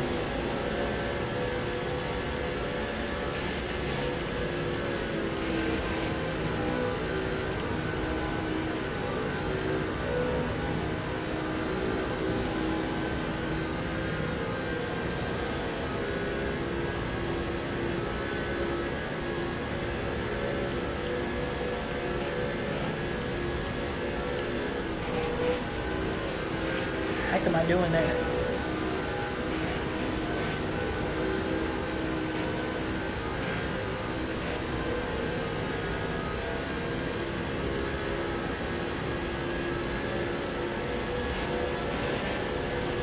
Could you imagine if that actually happened in a real NASCAR race? If like somebody coughed or sneezed when they were in the middle of the car? Somebody battling allergies or something? Freaking sneezes causes a big one at Talladega. That's in the springtime too, especially down south. That's like the heat, not the heat, but the prime position to have any sort of like pollenal allergy.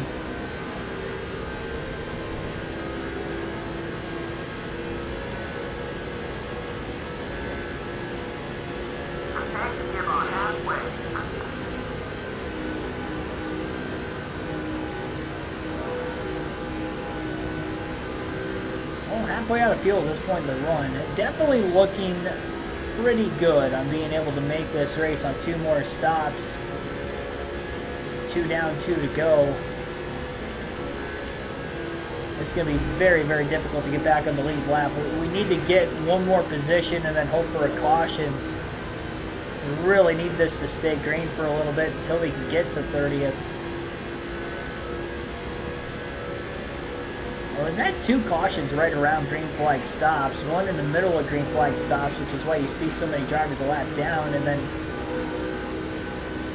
I mean, there's not a lot of drivers a lap down, but the reason why they are is because of that most recent caution we had. Then the first caution happened about a lap or 2 after the green flag pit stop cycle back at lap 53.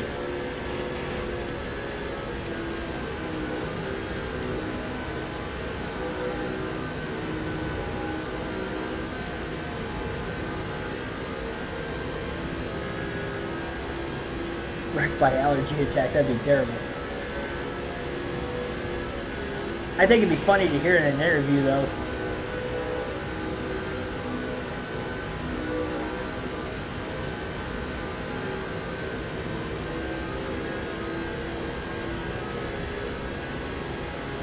It'd be even funnier if that driver was Ward Burton just because of his voice.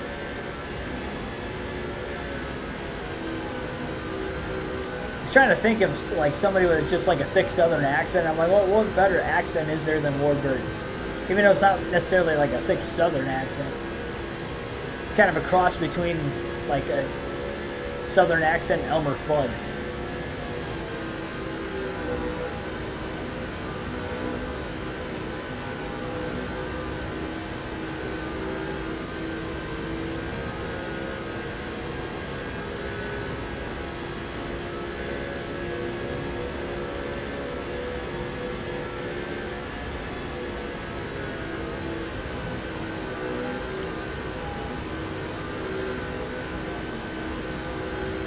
Well, Jimmy Johnson trying to get his second win of the season. This could be massive for him in the point standings if he can win this race with Mark Martin in the position he is in.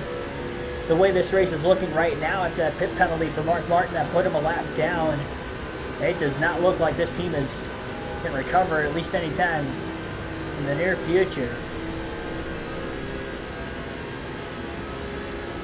I still don't think anybody's out of the race. Oh, well, right as I say that, that was the spot he needed to. Dale Jarrett, I believe, was the driver that just blew an engine. That puts Mark Martin in the free pass position. I was just about to say, we haven't even seen an engine failure at all today, and on this 2-mile track, I was shocked. So now the race for the free pass is between Mark Martin and Tony Stewart. And that definitely was the driver who was in the free pass spot before, assuming there isn't anybody else that is lapped down in front of Martin, which I can't guarantee that. So that has made things a little bit more interesting here in the middle stage of this race.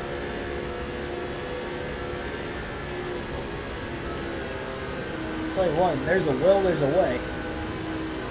Sometimes you just got to get lucky. Now we just need a caution. I mean, we got that break. Jarrett trying to limp his way back to pit road. Still on the bottom of the racetrack on the apron into 3 and 4.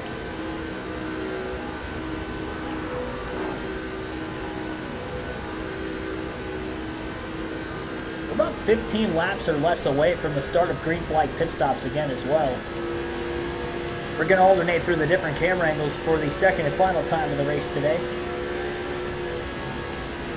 Still a little over 100 laps left, 114 to go, to be exact.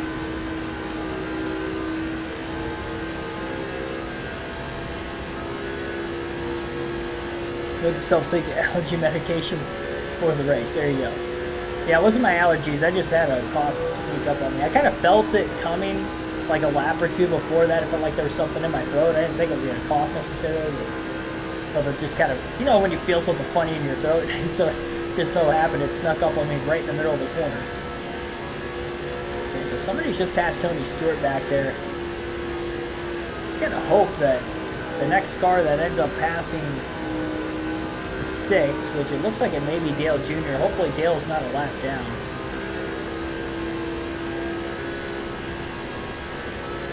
Looks like potentially Ryan Newman right behind him as well.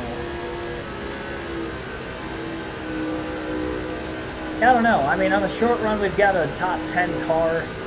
But when we get into the longer run, we kind of have like a 10th to 15th place car, maybe just outside a top 10 car.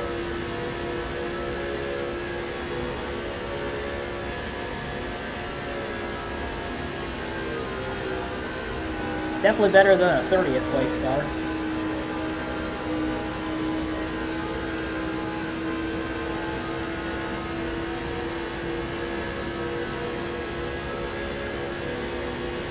Newman to the inside of Jarrett.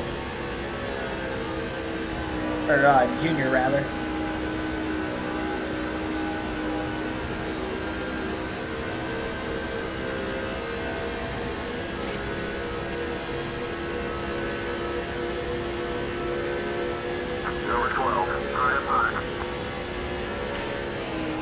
Oh my goodness.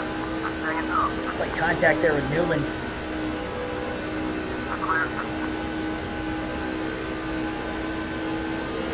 Completely wadded everybody up. Watching Dale Jr. on the outside of the racetrack now.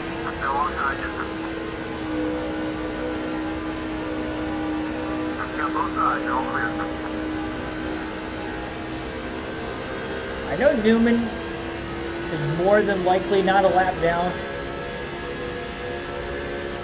I don't know about Dale Jr. though. Trying to hard getting in. Just really trying to stay ahead of these guys. Just don't want to lose any more track position, assuming I have the free pass spot. Newman's got a run on me there. I'm going to have to let him go now. Now he got underneath me. Hopefully it's just him. Sliding right behind him, got him a little loose.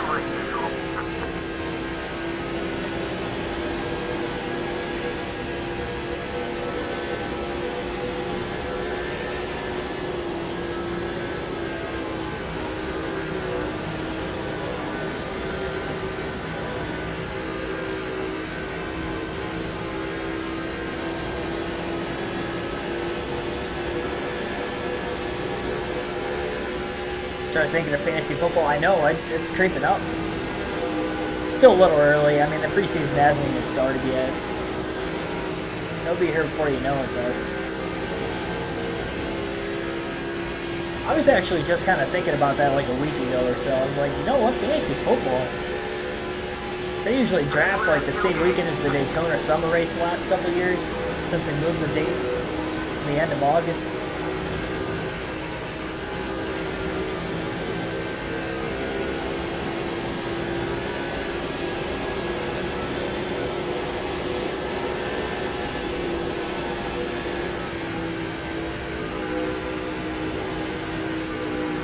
The good news is Dale Jr. didn't get by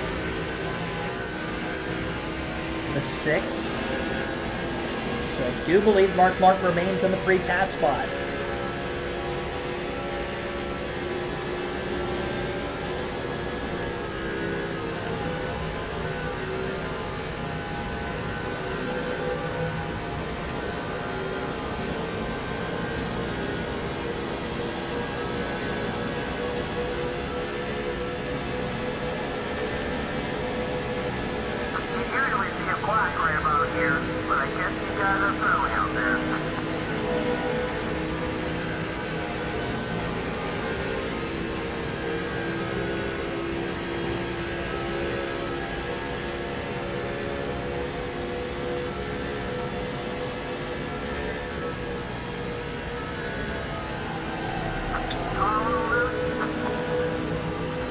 I didn't even actually like touch the apron. I kind of touched the white line, and then it grabbed and pulled me down to the apron with the left side tires.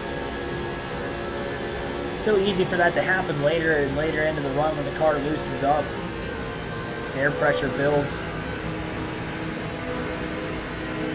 The big thing is when we cycled through green flag pit stops, is trying to make sure that we're still in the free pass position and we come out in 30th. So that could definitely be another big determining factor how this thing could go.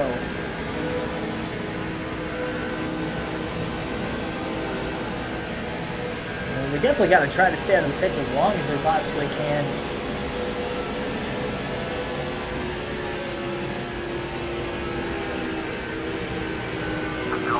Closing right into the corner there.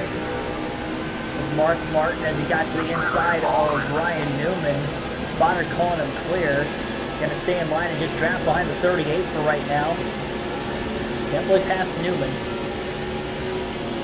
I'll tell you what, Mark Martin in the draft can be quick. We've kind of seen that both in the short side of the run and out here, even in this longer run again.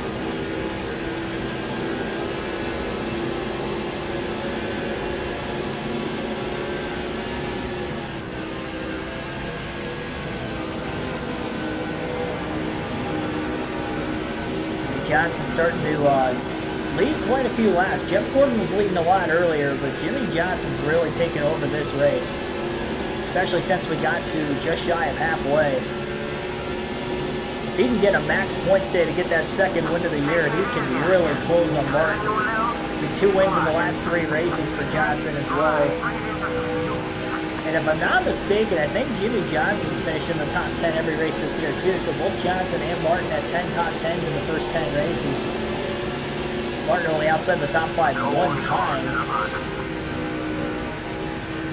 Maybe making his stretch a little bit better. Martin to the inside of Sadler. Spotter called him clear. Martin didn't move up right away at least. But he definitely was clear. The 01 going to look to the inside of the 38. Big block by Martin on Nemechek, who didn't have a big enough run to really challenge the 6. Yeah, oh, there we go again. Dang it. No caution there. Number 38, outside. That was a big lick into the wall off turn 2. Too much of the apron again. Too much of the apron, too late into the run. I'm not trying to go down there. Especially 1 and 2. Like 3 and 4 every now and then. Early in the run, but I am not trying to go down there. Tony Stewart's already pitted. That's who we were racing for the free pass position. which is going to be interesting because hitting the wall didn't help, and now that desperate pass attempt on Elliott Sadler didn't help either.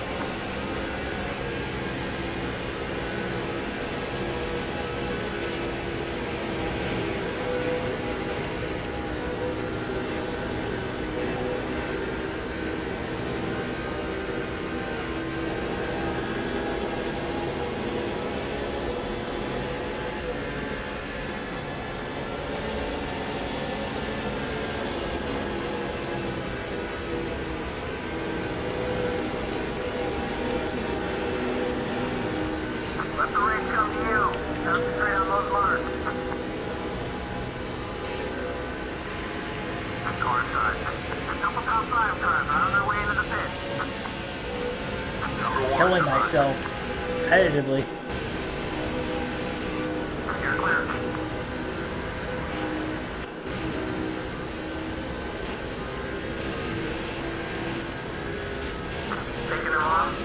$100 laps to go at California.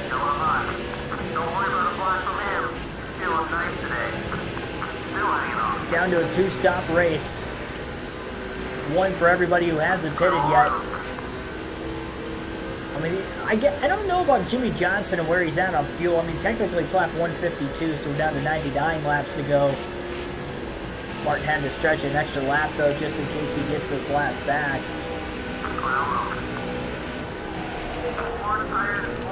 I really wanted to pit that time.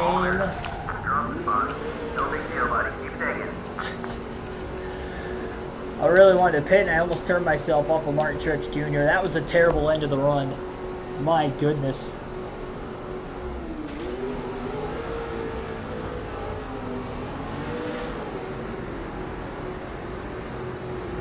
Well, hopefully we come out 30th.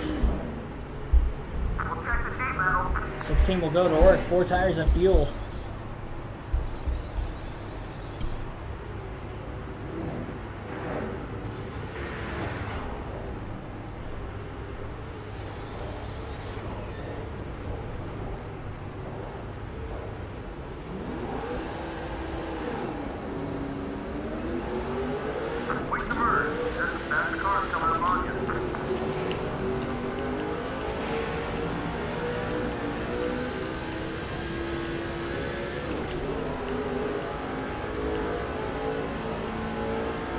.34th.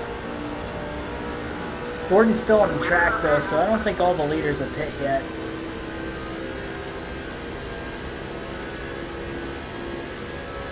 Tony Stewart pitted like 5 or 6 laps before us, so I don't know. I mean, he's not going to be able to make it on fuel to the end, but it does leapfrog us for the free pass position.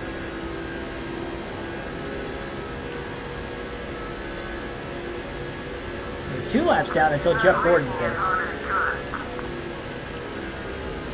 There should be 1 spot on McMurray. Actually, never mind. McMurray's probably on the lead lap. Number 26, hello. Still there. Clear.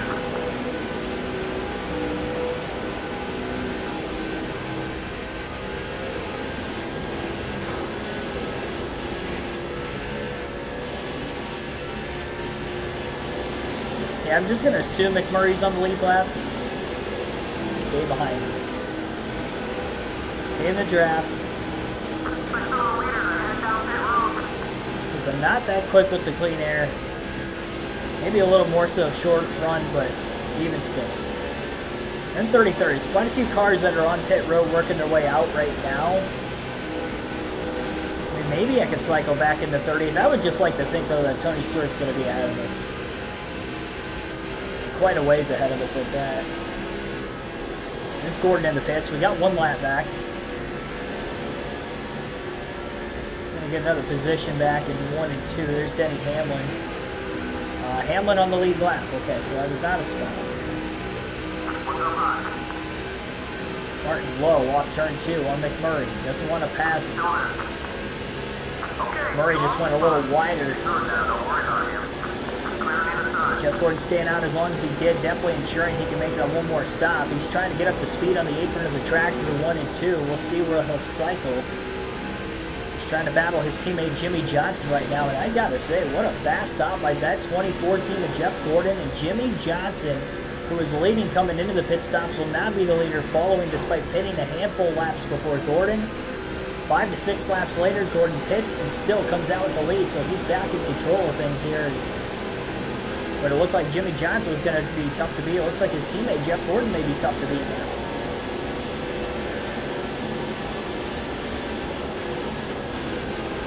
Three spots out of the free pass position is Mark Martin. 26 cars, get outside. Still outside.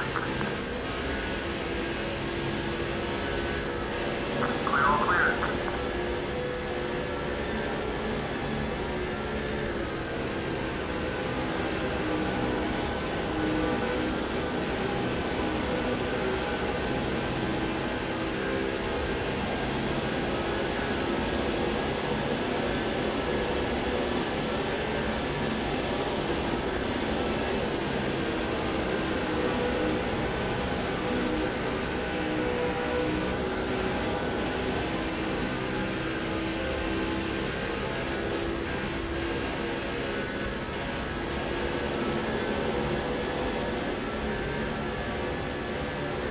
Quite a ways to that next car up in front of the 26 and the 6.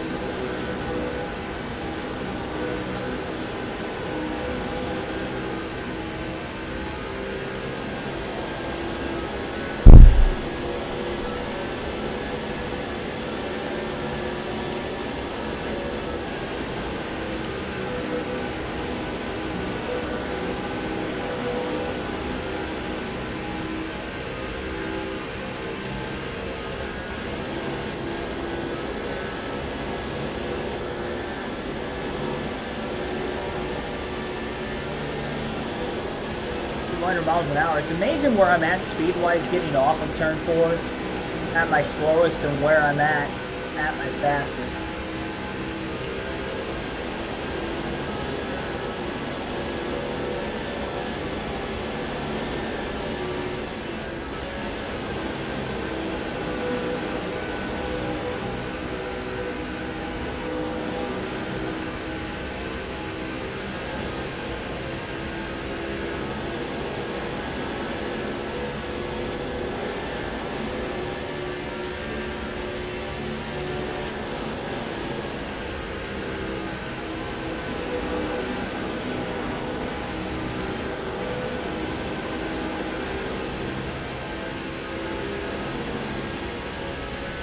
Definitely know we have to battle Tony Stewart.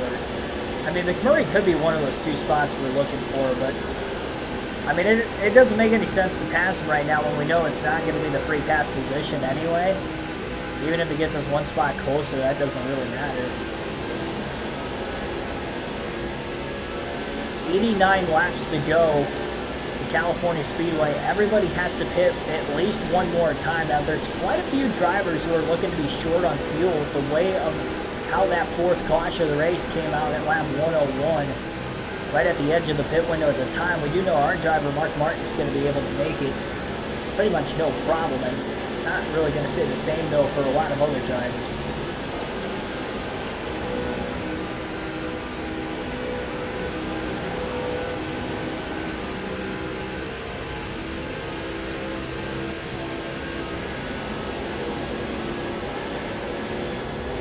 Drafting behind McMurray down these long straightaways is only going to help Martin in the fuel parameters as well. I definitely know we're not going to get a top 10 finish having quite a few drivers having to pit, or even if a few drivers have to pit shy of the window to make it on 1 more stop.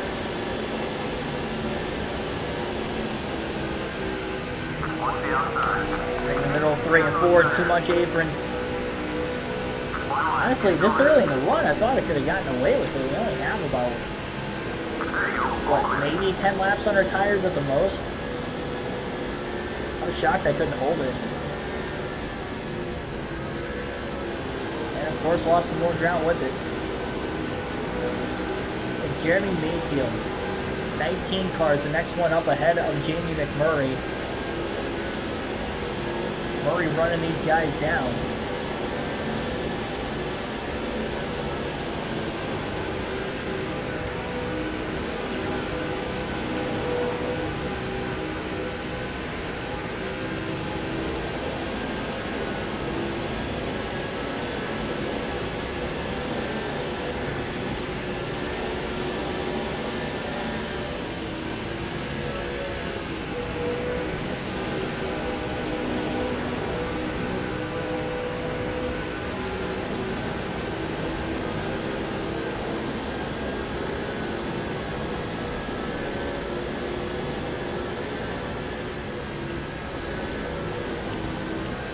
Now McMurray got tight behind Mayfield. It's 3 wide with those cars up there.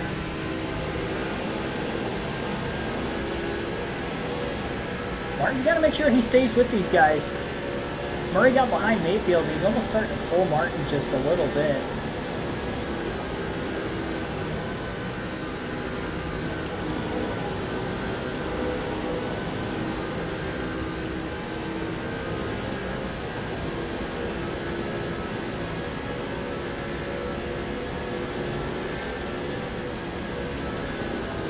Jeff Green's a potential position. Mayfield drove it in really deep. 3 wide off turn 4. It's going to allow Martin to try and reel these guys back in again. A lot of side drafting with those 2 cars up on the outside. Mark Martin's going to follow his teammate Jamie McMurray.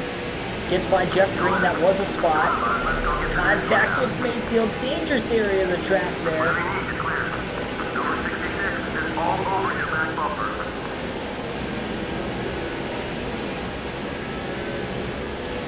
Trying to keep Green back. Just able to do so down into turns 3 and 4. McMurray gets by Mears. Needs to get by Yaley next. McMurray can get past, in fact, by his former ride. His pass on McMurray is a spot. And it looks like up to 30th goes Mark Martin.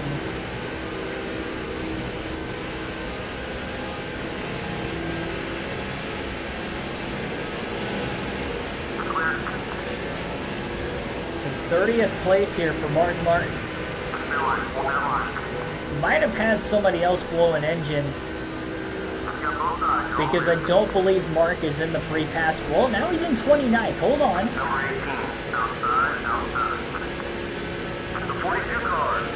Mark Martin scored in 29th. I mean, he could be in the free pass position now. It's tough to tell. I would have thought Tony Stewart was going to cycle up in front of us.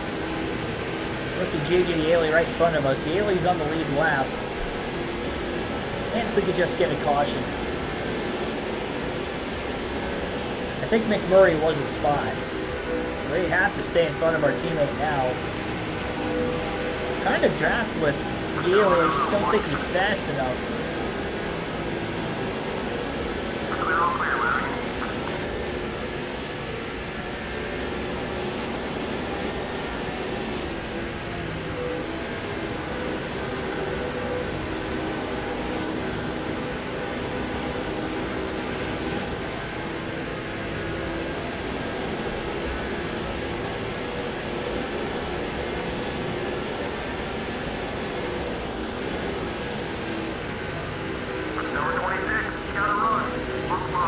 Inside of Yaley through 3 and 4. Not going to clear the 18.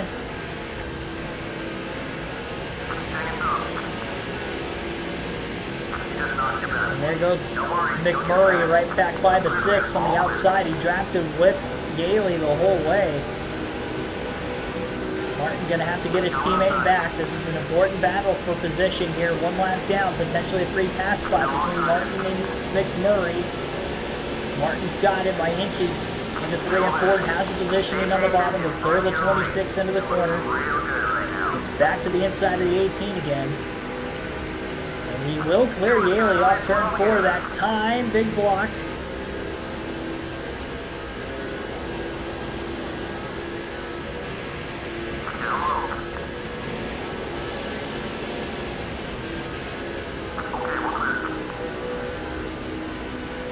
You just wonder, can we get a caution?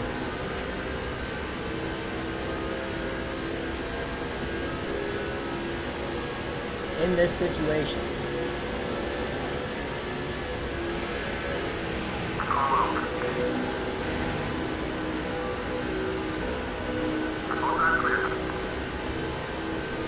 And even if we do and we're not in the free pass position,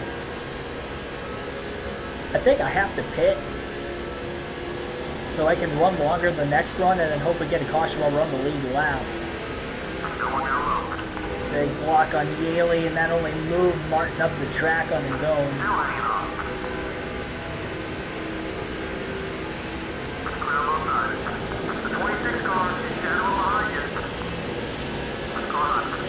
That moment really crossed Martin over. Side draft to McMurray, made sure the 26 didn't pass him though, and Mark Martin hangs on.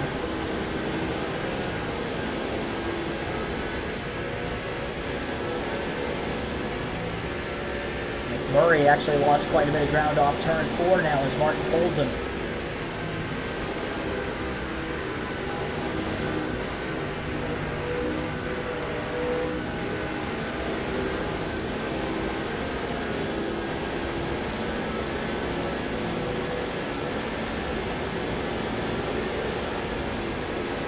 Murray in danger of getting passed by Mayfield, who was a spot.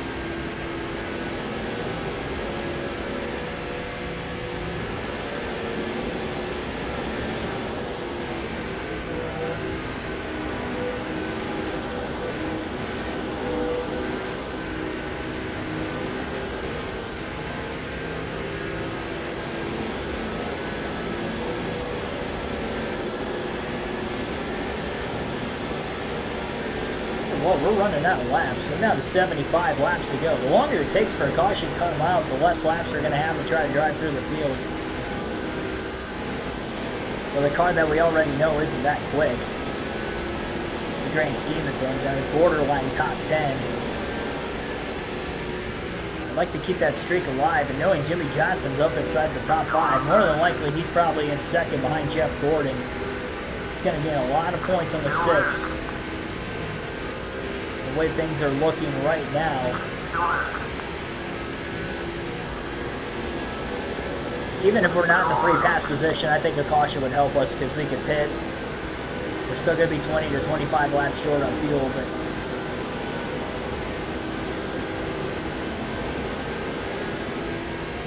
there's a chance.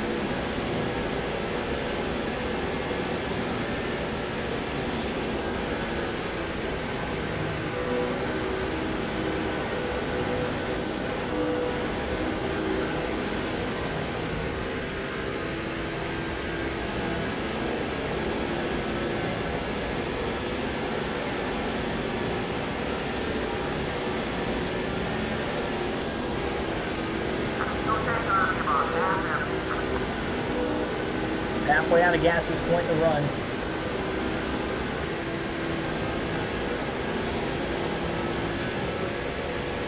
We're going to take our second and final field pass of the race today when we get to the start-finish line this time by. Mark pulling out of line into turns 3 and 4. Will make a pass on J.J. Yaley. And the 18 car going to clear him. And not for position. We will swap to Matt Kenseth in the 17. Kenseth in 33rd, 1 lap down also. So Kenseth got trapped a lap down during green flag stops, and he's only 4 positions behind our driver Mark Martin, but position-wise, quite a ways back. Tough break after leading laps in the early going. Looking very sporty was Kenseth. And he too in the top 5 in points. Knowing McMurray's a lap down, this is not a good day for Roush Fenway Racing.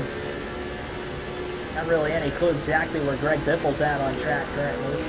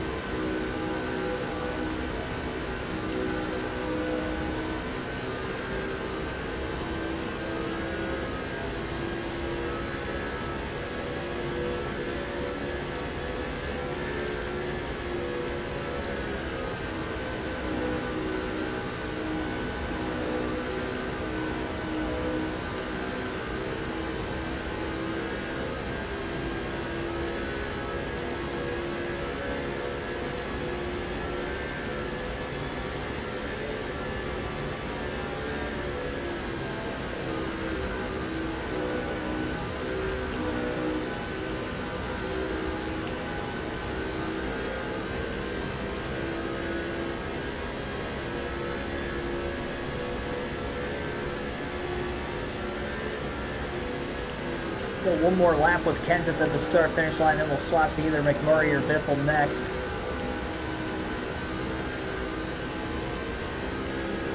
We'll go to McMurray next. Then we'll swap to Biffle just in case Biffle's on the lead lap. Save him for last. Mark Martin's still the only Roush Fenway Ford to go to victory lane this year. He's not the only Ford to go to victory lane. Elliott Sadler just won the last race at Talladega.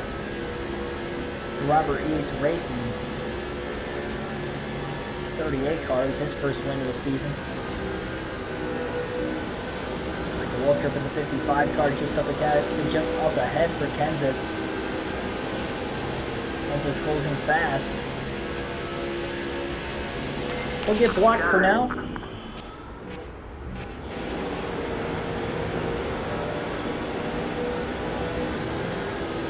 A lot of lap traffic up in front of Mark Martin.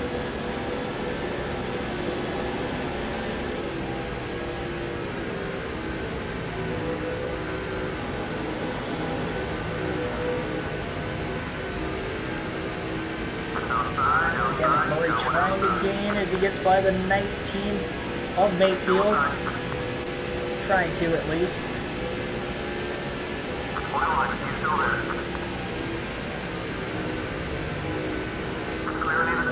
on the lead lap. Thought he was a lap down. That was not the case.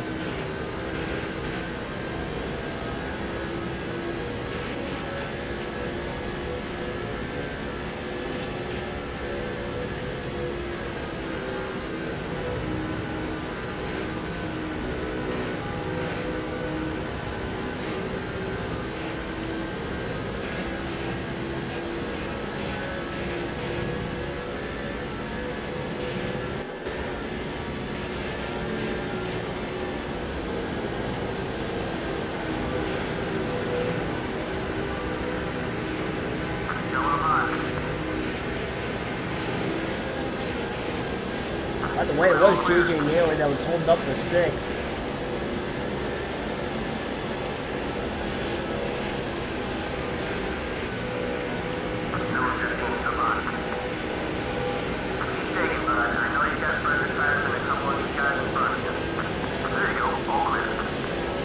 Some more laps of the 26 car.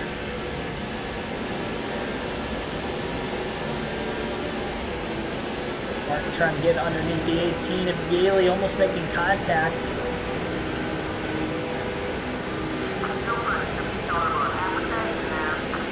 We're going to keep McMurray behind Martin. I'm not going to have any intention of trying to pass the 6 in this circumstance, knowing that we are racing as the 6.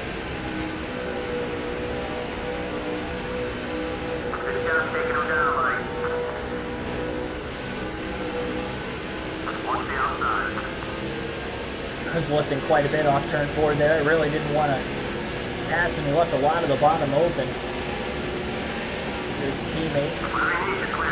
Murray doesn't want him to do that. Here comes Mayfield to the inside of the 26 car. He'll be able to draft that top right behind Mark Martin up into the marbles. He just kept it off the wall was McMurray. Off turn 2 down the backstretch. Staying to the outside into 3 and 4.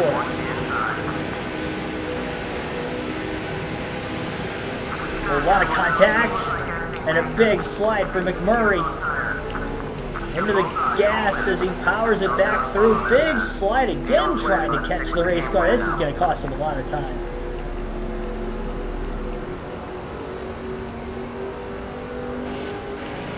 Wow.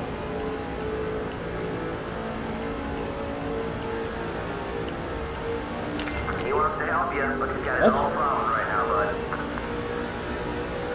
Okay, buddy. I didn't want to swap to Mark Martin quite yet.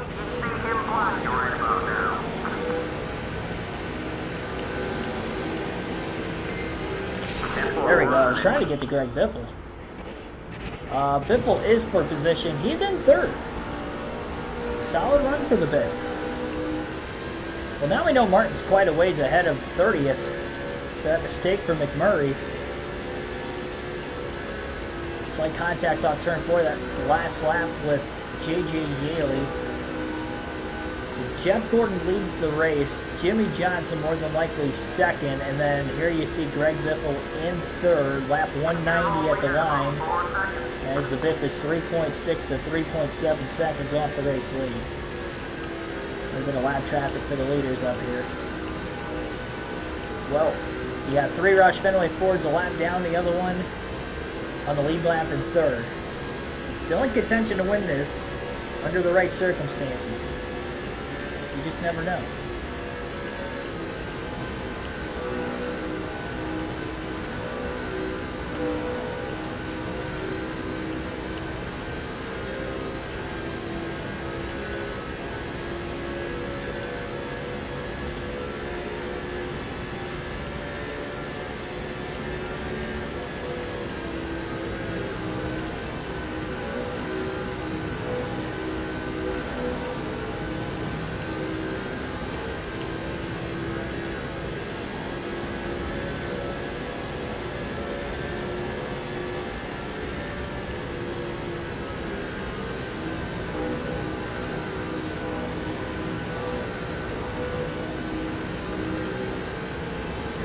Petty making it 3 wide with the lap cars up in front of Biffle here.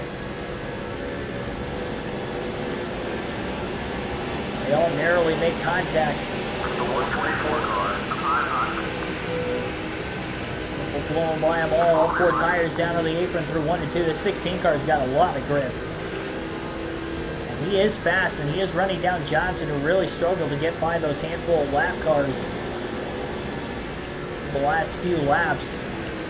For getting by him much easier. Well, that is until he caught the 143. The 169 car is making his move now. Look high. Still on time. Clear on clear, whatever you need. He's going to have to try to shape that up and try it again. Number 169, high 5. Making his own room.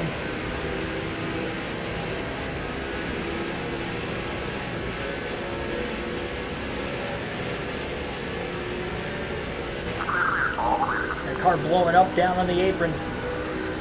42 car, Casey Mears. And maybe another position for Mark Martin. Assuming Mears was on the lead lap, because I think he may have been. 3 seconds off the lead is Biffle now. We will transfer back to the 6 of Mark Martin, who is now in the 26th place position. A lot of drivers blowing engines. He's starting to gain a few more spots out of it, including on Casey Mears recently. Mayfield and Truex right in front of the 6. Well, these two aren't for position.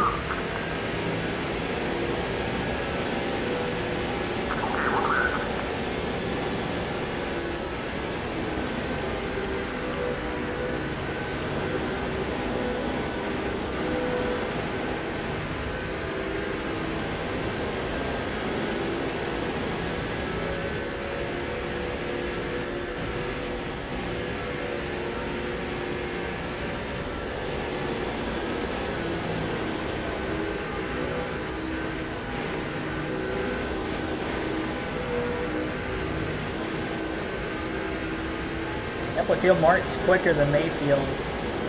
Just gonna have to park it behind him for right now.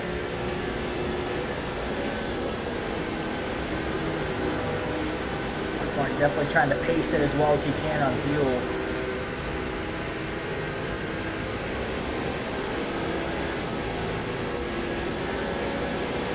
Again, the big question is, will we continue to stay green to the end of this race?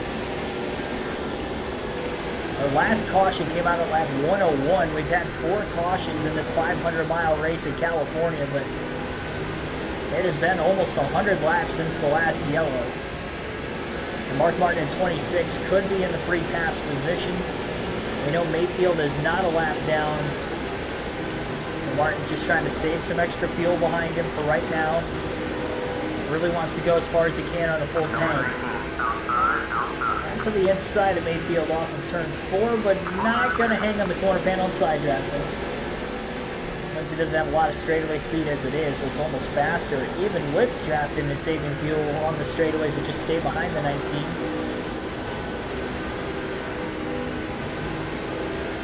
But just by outlasting cars, we're definitely gaining some positions back, because we were in 31st. Then we started getting some guys blowing motors while we were a lap down. Got into the free pass position as a result, and obviously a little more than that. We do have one driver coming into the pits this time. That may be a scheduled stop. And that's another thing, too. If we do stay green to the end, we are going to have drivers that will be short, that we may be able to cycle some more positions as well. So, I mean, I'm not counting the top 20 if it stays green to the end out. I just don't think we can get a top 10. I just don't think top 10 is feasible tonight, unfortunately.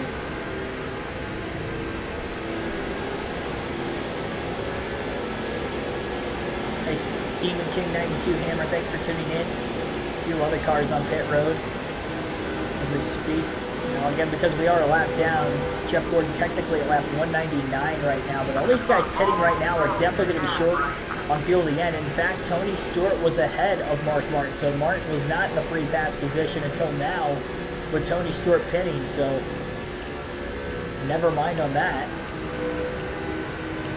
I guess Martin did not cycle ahead of Stewart. I think I'm going to have to go fuel only so I can cycle ahead of Stewart in case we get another quick caution.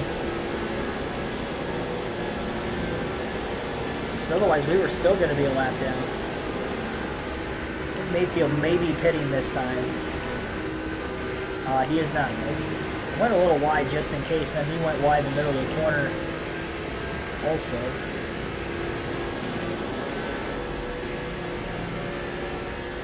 We are at lap 200 right now. Mark's a lap down. In case he makes that lap up, he's going to want to go one more lap. Should have no problem really being able to get this extra lap. We're going to go to lap 201. Here's Stewart just coming out of the pits. The number 20 car, so he's 2 laps down as we speak. We're going to have more cars pitting this time by.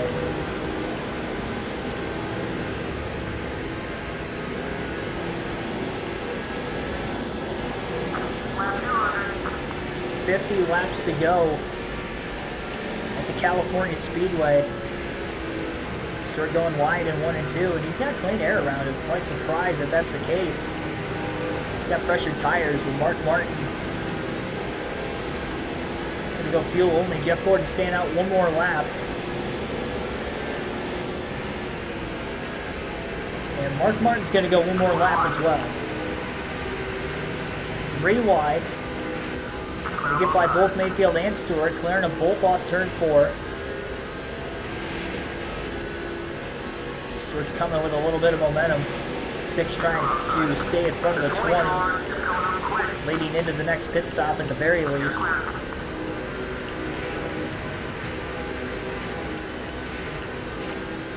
And this next pit stop will be the final scheduled stop of the day if we get any more cautions. We will hit pit road. 24th is where Mark Martin runs on his way into the pits, and again it will be a fuel only stop. Oh, didn't want to lock the tires up. Didn't want to lock them up, but he did, and he is in. So it'll be no tires, full tank of gas.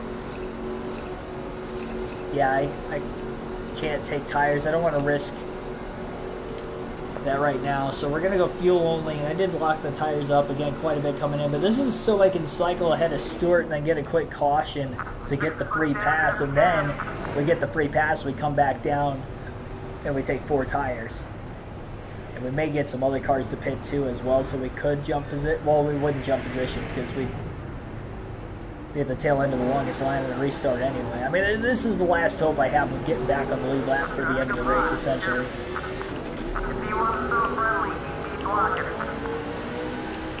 Come on, car. Jesus.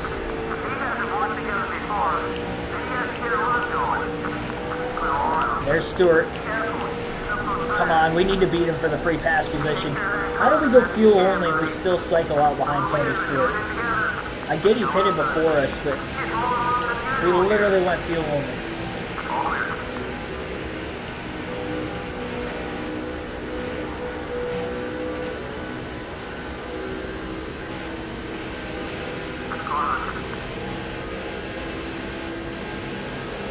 I felt like I gained absolutely no time. And I came in to the pits perfectly. So bad on cold tires, though. I'm gonna end up wrecking. I mean, I burnt the rear tires off the car, both coming into the pits and leaving pit road. At this point.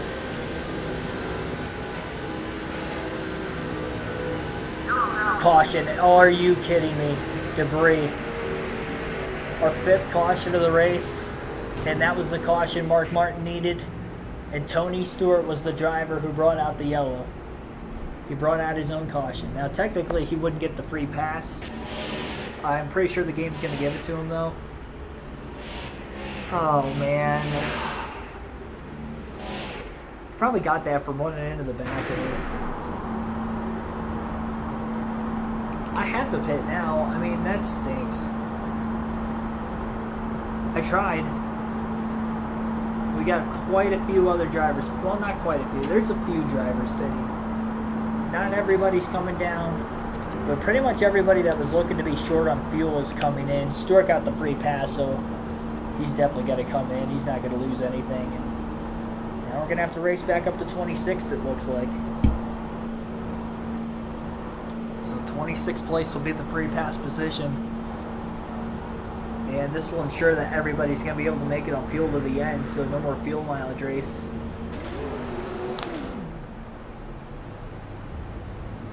Dang it.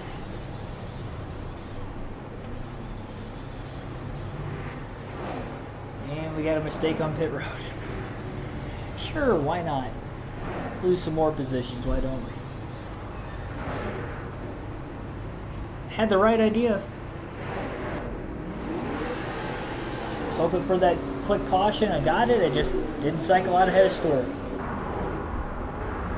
The good news is we're going to have grip again. The bad news is we've got cars to pass. Jimmy Johnson, tail end of the lead lap, it appears. Green flag back in the air. And in fact, Tony Stewart pitted as well. Tony Rain's going to be the leader on the restart as the green flag is back in the air in California. How are we 2 laps down? Hold on. Why am I 2 down? Oh, they didn't all pit yet. We didn't cycle through pit stops, did we?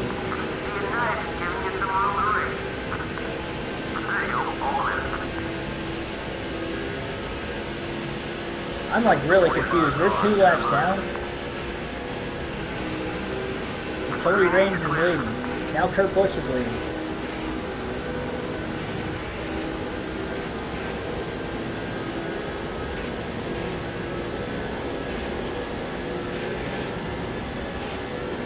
I am very confused at why we're 2 laps down. I think it's because not everybody pitted and we might have ended up getting trapped 2 down, but at the same time, I thought everybody pitted. 4 wide. 4 wide at Fontana.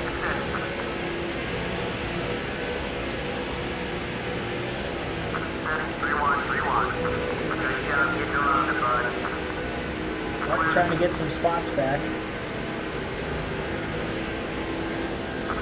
Up to 29th. I need to pause it for a quick second. I need to go back and look at how I'm 2 laps down because I want to make sure I did not bring out that caution. I'm really trying to figure out how I ended up losing another lap. I know how I lost the first one earlier, obviously. But how did I lose?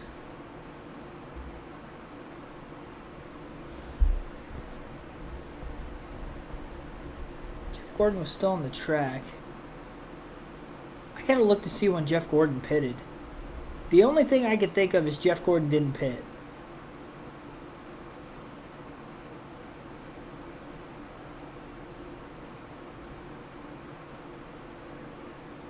Yeah, I don't think Gordon pitted. It's gotta be the only logical explanation for why. Alright, well, whatever. Our fate's determined now. 2 laps down. But not everybody pitted, so we have slightly fresher tires than some drivers, but not all of them. There's quite a few drivers one lap. There's probably more drivers one lap down now than what there was before. So 26 will only get us to the first car 2 laps down, so we have to legitimately unlap ourselves here. And then hope for a caution behind us. Gordon in the middle of a 3-wide battle with Johnson underneath him. Jeff Green lap car to his outside. Martin's 3 wide on his own with McMurray and Hamlin. He's going to go to the bottom 4. 4 wide and Fontana.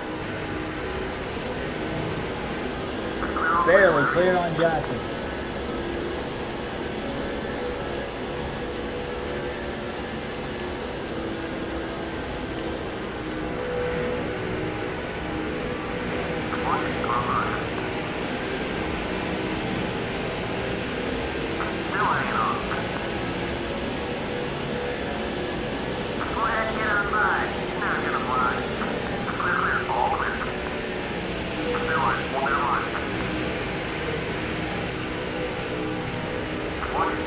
Oh, that was a slide job. That was aggressive, but it worked.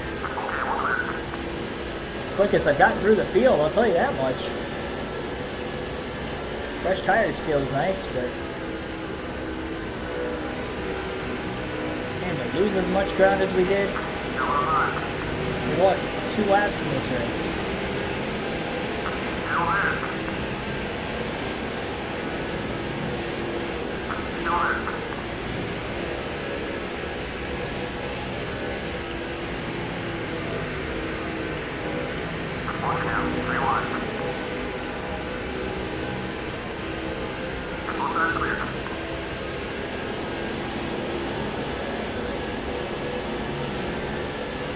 O's beating the Yanks 13-zip.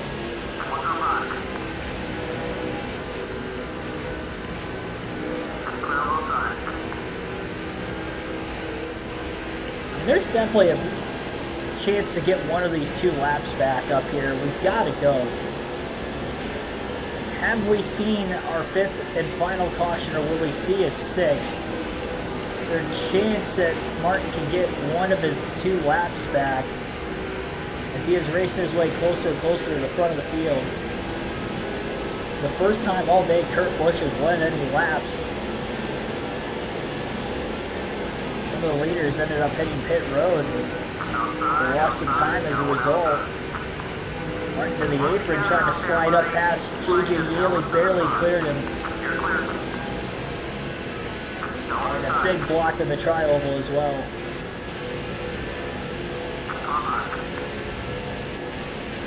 I wonder if Greg Biffle's still on the lead lap and has a shot to win. I think that might be him up in 2nd behind Kurt Busch.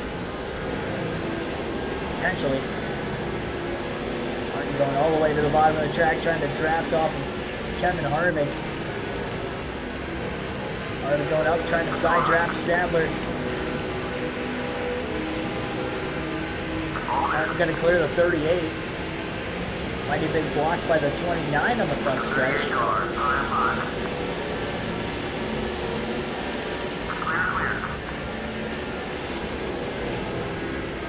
we definitely know who the leader is. Martin to the inside of the 29. Harvick didn't give the 6 a lot of room.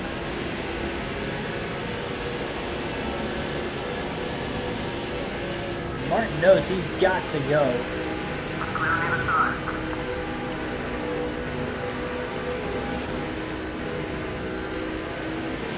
This 6 car feels a lot looser than what he did earlier.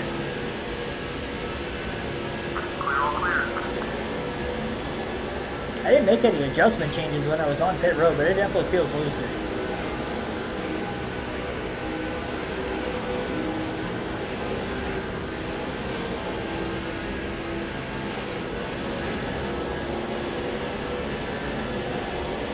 All-Star game next week. Yep. I'm planning on going to see a Tigers game against the Blue Jays this weekend. I was wanting to go tomorrow night. I think I'm going to end up going Sunday with the NASCAR race starting later. NASCAR race starts at 1. So I'm probably going to look at going to that. I should be back. Or sorry, the NASCAR race starts at 7. The Tigers game starts at 1. So I'll be home before the start of the race. Easily.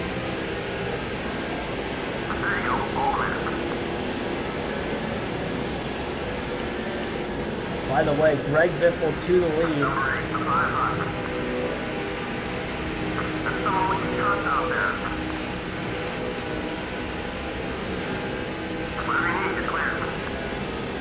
Blocking Dale Jr. He was just in contention in third. All of a sudden, he's falling back. That was a big caution that Biffle needed.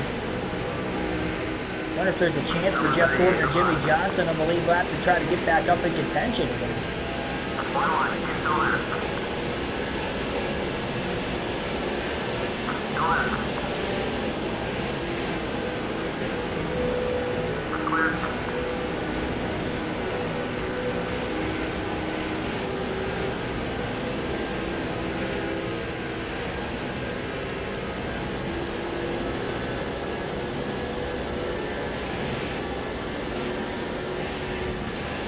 Tony Raines holds on for a top 5 finish. That'd be a great run for that 96 team. And what an upset top 10 it would be for him in that DLP number 96 car. He's actually looking for second on Kurt Busch. Remember, all these drivers, though, slightly older tires than that of Jeff Gordon and Jimmy Johnson trying to get their way through the pack, and a few other cars that also pitted from a lap down. And Mark Martin pitted. He was 2 laps down when we restarted. He can't move up any more spots if it stays green to the end. 23rd is where it's at unless we have more drivers blowing up. And we know that everybody's going to be good on field to the end now, where that wasn't the case before that last caution.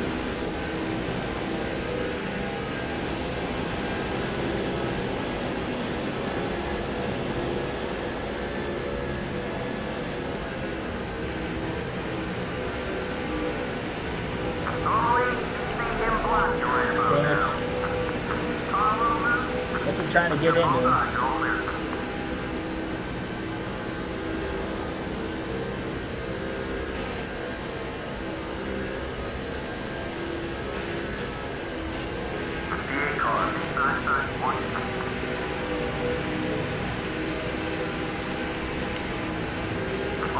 It's amazing how much I cut my momentum off just like that.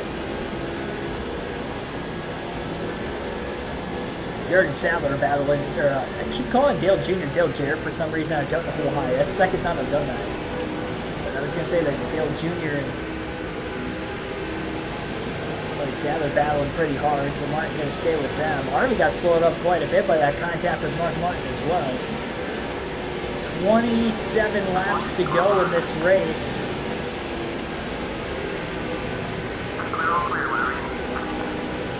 Martin really doesn't have anything else that he can battle for the rest of the way. Sadler blocking Martin to the bottom of the track. He's going to get blocked simultaneously by Kevin Harvick. Martin to the inside of the 38. And clear. Greg Biffle trying to get his first win of the season. 6th win for Roush Fenway Racing this year. All 5 have been for Mark Martin so far. Biffle 8th in points coming into this race. He's got Kurt Busch hot on his heels. Kurt's not going to go anywhere if he could just stay in the draft. He'll have a chance. Martin would like to get up here and try to help his teammate win this race if he can. I don't think Tony Raines is going to have anything that the 2 and the 16 have under their hoods here. And maybe the closer Kevin Harvick in his home track can try to get up there and contest for things late. He led a little earlier in this race. Harvick's really trying to run down these top 3. He might be the fastest car on the racetrack. He got held up after that contact with Mark Martin a little bit ago. Harvick's got laps. I mean, you're going to have 24 to go this time by. On a 2-mile racetrack. That is time from 4th place. Just over a second off the lead. big thing is he's going to have to pass the 96 and the 2 very quickly.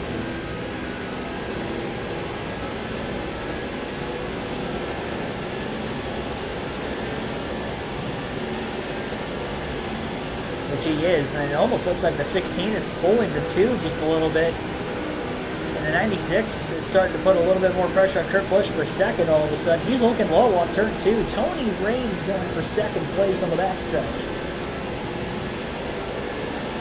Can't get underneath him though once he pulled out of line. Martin on the inside of Harvick. And he actually cleared him. That was a great pass by Mark Martin. So gets by the 29. And a surprise. Raines again going for second. And it turns 1 and 2, and he's got it. Clear. Tony Raines to second place. Look at him go. We'll see if Harvick can hang on now that the 6 has cleared him. Busch going wide on his entry into turns 3 and 4. Martin power slides a little too much, way too loose that time on the apron, most of the way through the corner. Slowing Harvick up just a little bit. A slight side draft, and now Martin trying to get this momentum back again. Yeah, Kurt Busch is starting to fade. Tell you what, I want my teammate Greg Biffle to win, but if Tony Raines wins at California of all racetracks, if you want to talk about an upset on a non-super speedway, that would be about as big of an upset that this game could potentially bring. I didn't even think he was up anywhere close into contention. That caution came out. And with the top 4 or 5 cars in front of him pitting, he stayed out. He has been the leader. Johnson and Gordon nowhere to be found. They are taking way too much time trying to get through that lap traffic on the restart. Johnson got the free pass, so he had to come from a little deeper in the field.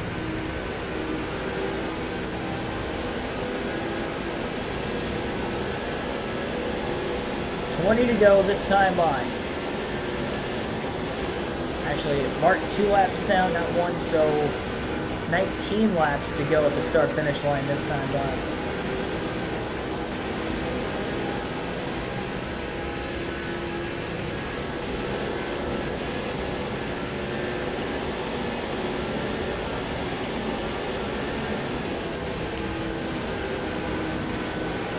Top 10 streak is going to come to an end for Mark Martin. What a tough break. Barely kept it alive in the last race at Talladega, finishing 10th. Had to make a pass with 2 to go to get back into that 10th place spot as well.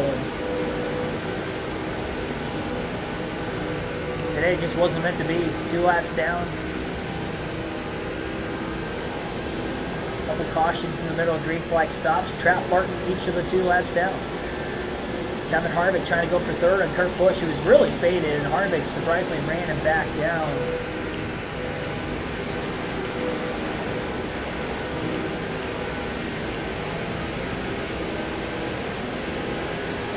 Martin does not want to take it 3 wide. He had a run to be able to do so. He's just going to follow Harvick.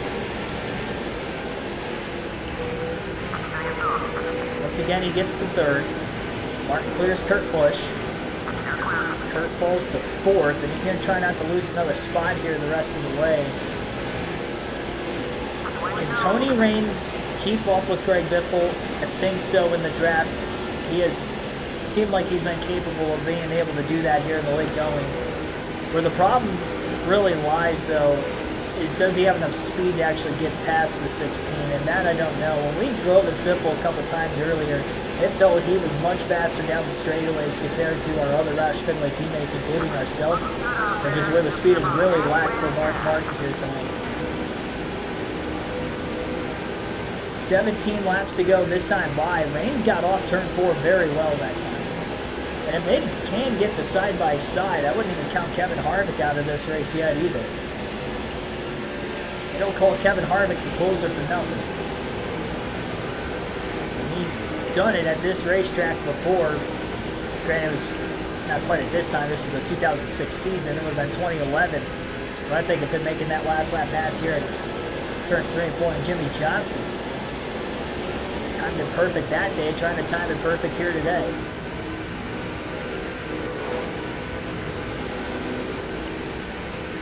And Mark's car is very loose. He's just trying to get up here. He wants to help his teammate. He's having a tough time trying to pass Kevin Harvick, though. Harvick's got a fast car.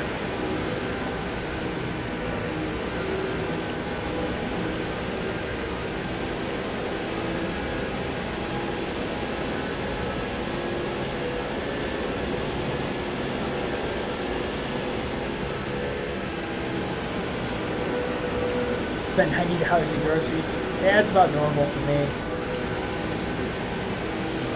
I think the most I've spent was like $115 in groceries for myself. It was actually a couple weeks ago.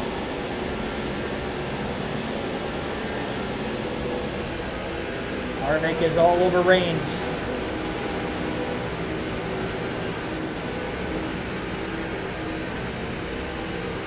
Harvick going low. Have enough speed to get underneath the 96. Not that time. Reigns stayed in the draft of Biffle, and that was allowing him to stay in front of Kevin Harvick here.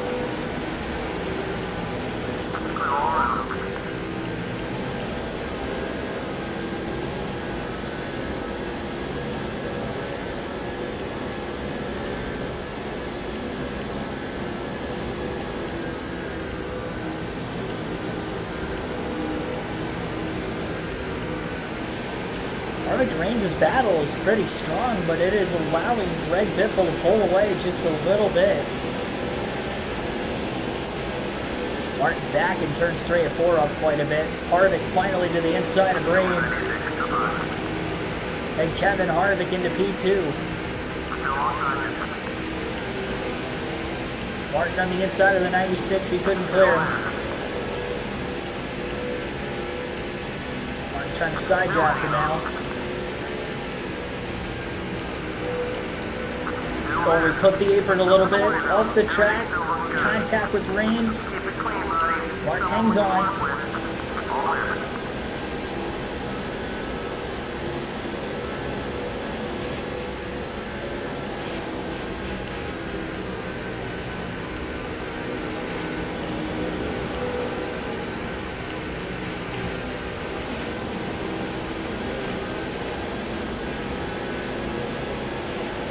Well, at least we're going to be able to watch a good battle between the 16 and the 29.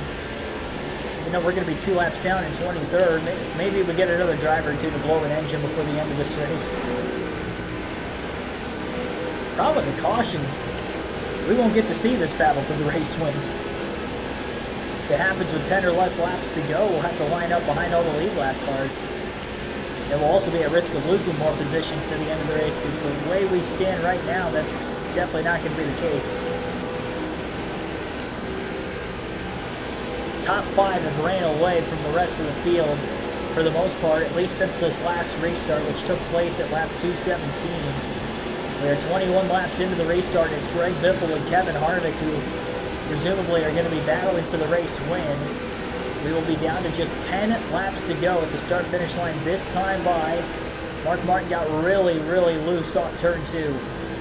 Kurt Busch going for 3rd underneath Tony Reigns. He's got it. Biffle gapping Harvick that time. I noticed Harvick's trying to go to that middle to upper groove the last few laps. Especially in turns 3 and 4. Not as much in 1 and 2. He's got 10 laps to try to catch Biffle. Him changing his line here hasn't really worked. He needs to go back to what was working before.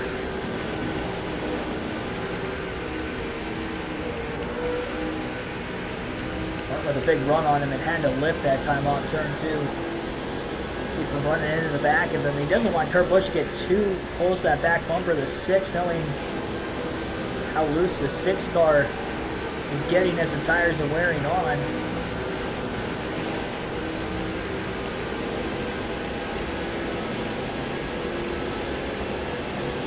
Harvick's got to be a little over a second off the lead. He's lost a lot of time to Biffle. Biffle's really picked it up these last couple laps.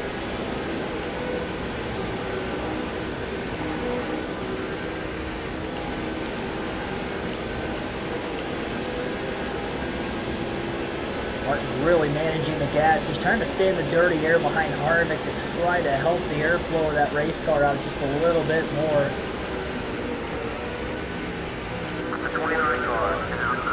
Harvick way up the hill. Martin to the inside of the 29. That's going to hold him up. Kurt Busch going to draft in line behind him. He's still in the battle for second. Kurt Busch trying to get up here. Sadler's closed in on Tony Raines. Look at the run Kurt Busch in the 2 car has. He'll get to the inside. Harvick shuts the door on the 6. He wants a chance to try to get back around him. Martin with a run on the high side. Harvick might have pushed too hard a little too early in the run. I don't think he's got anything for these guys. Mark Martin just passed Kevin Harvick on the outside of the racetrack, and Kurt Busch is back up to second place. He's running out of time to try to catch Greg Biffle. He seems to have the fastest car at this point in the race.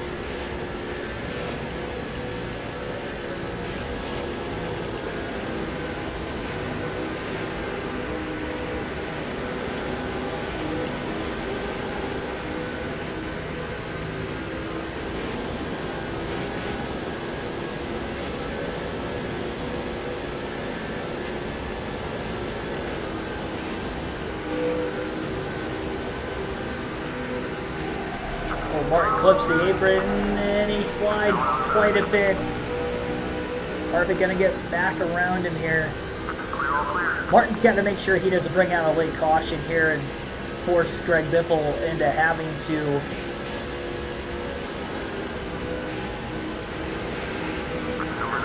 get a late race restart in to try to hold these guys off to win it, because Greg Biffle's got this race won if it stays green. Going to get back by Martin after Martin's loose moment. A couple laps ago, Raines going really wide, almost into the wall.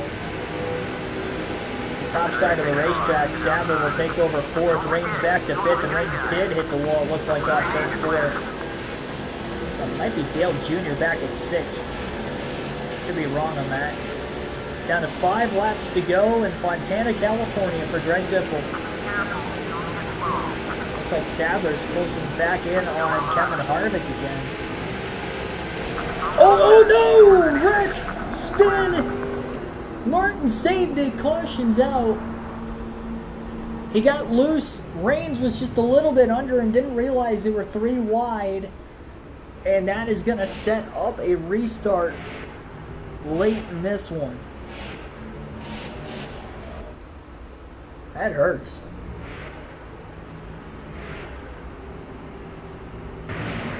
Now, that could have ended the race under caution because we did have 5 laps to go, but we may have a green-white checkered finish as well. It's tough to tell for sure. We'll wait and see. That is not what we needed there to help our teammate out. That is our 6th caution of the race. It looks like we will get a green-white checkered restart in. Green flag is back in the air, and it is Greg Biffle trying to hold the field off to win. And the bad news is here for Mark Martin, as he's in danger of losing more positions to the end of this race. There goes Jeff Green.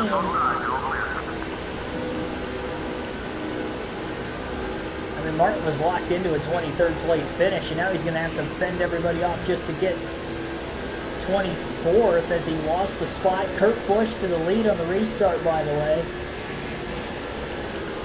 A 2-lap green-white checker finish will be coming to the white flag this time by Kurt Busch is gotten by Greg Biffle after Biffle had a couple second lead at the time of the caution. His teammate Mark Martin had that slide.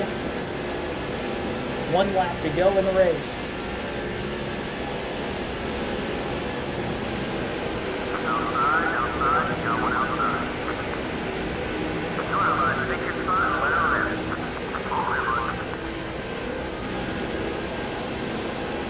Biffle got back by Green.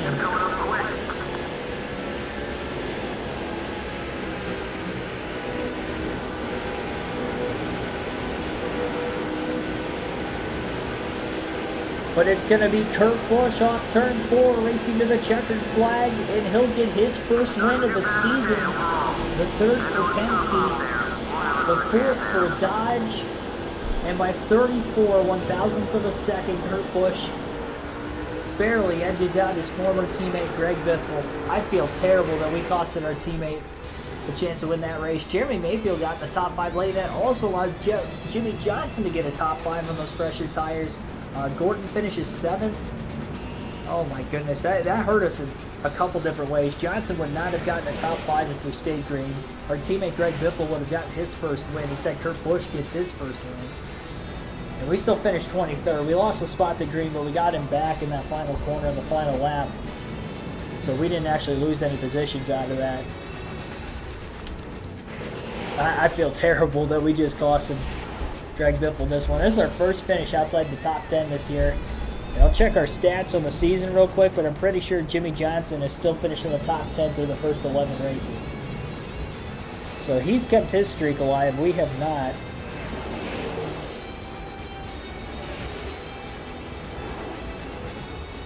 Yeah, crazy.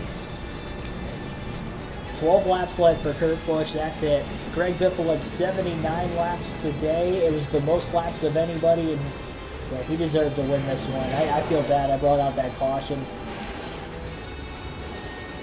No wonder my teammates hate me. Even though he wasn't the one that hated me. Tony Raines, great run. He finishes 3rd. Good upset performance here by an underdog team. He actually led coming to the race start at the end there, but for whatever reason didn't credit him with a lap led, even though he led under caution. Jeremy Mayfield finishes in 4th in this one. Jimmy Johnson led 54 laps after starting 2nd, led the first 6 or 7 laps of the race today. He finishes 5th. Kevin Harvick, 5 laps led, finishes 6th. Jeff Gordon 7th, led 73 laps, just 6 laps less than Greg Biffle, who led the most. Martin Truex Jr. Martin Truex Jr. started deep in the field in 36, finishes in 8th. 9th place was Elliott Sadler, and J.J. Yeley can round out our top 10 in this race. And we only had 8 drivers finish on the lead lap in this one as well. Our other teammates outside the top 10, obviously, again, we finished 23rd. Matt Kenseth right behind us in 24th. We led 8 laps today. Jamie McMurray 27th. He was 2 laps down. So were we and Kenseth. Yeah, tough day for Jack Roush. Had some DNFs with some engine failures all in the second half of the race. Chandler blew an engine lap 130, Dale Jarrett at lap 134, Kyle Busch at lap 150, Bobby Labonte at lap 166. Tough break for him. He was in the top 10 at the time and had a chance to try to grow on coming into the day 7th in points. Casey Mears, we saw him blow an engine at lap 191. David Starney blew a motor at lap 228. And that was it. Nobody ended up finishing the race that was down many laps due to an engine issue like coming back in like we've seen in some races this season. So it looks like our grand total is 6 drivers who will fail to finish this one. 3 hours, 16 minutes, 58 seconds total time on the race. 48 lead changes, and again, 6 cautions. Average race speed of 152.3 miles per hour. We will check out the point standings. Yeah, that was a tough race for me. That stinks. First time we finished outside the top 10. Our next race will be the Golden Corral 500 at Atlanta. That'll be tomorrow night on the channel. We will start that live stream off at 5 p.m. Eastern Standard Time. So once again, 5 p.m. Eastern Standard start time for tomorrow's race. Atlanta week for the NASCAR Cup Series, and we'll have an Atlanta race later. Jimmy Johnson keeps chipping away at that lead. After another top 5, he's just 88 points out of first. We had a nearly 200-point lead 3 races ago, so he's keeping his top 10 streak alive. We finished 10th. He finished 2nd in the last race, and then he ends up. We both have 5 bonus points at both races, I guess. Well, actually, I had more bonus points. I had 10 bonus points at Talladega. Unfortunately, did not get the win. And then here today, I only led 8 laps. He ended up leading a little bit more than me, but still obviously got a better finish there. Ryan Newman's still 30 points, 359 back. Kenseth finished just behind us, so he didn't really lose many points, just a few. Kurt Busch with the win jumps into the top 5 for I think the first time all season in points. Biffle up to 6th. Unfortunately, Bobby Labonte fell from 7th to 13th in points after that engine failure. Jeremy Mayfield up to 9th after getting a top 10 again. Yeah, good run for him. Sadler at that win. Backing it up with a top 10 today. Strong start to the year for him. Thanks for everybody tuning in here tonight. Be sure to like and subscribe for more daily NASCAR content. I will see you guys tomorrow evening for our Atlanta Cup race on this Mark Martin Revenge Tour season. Thanks, everybody. Have a good rest of your Thursday evening.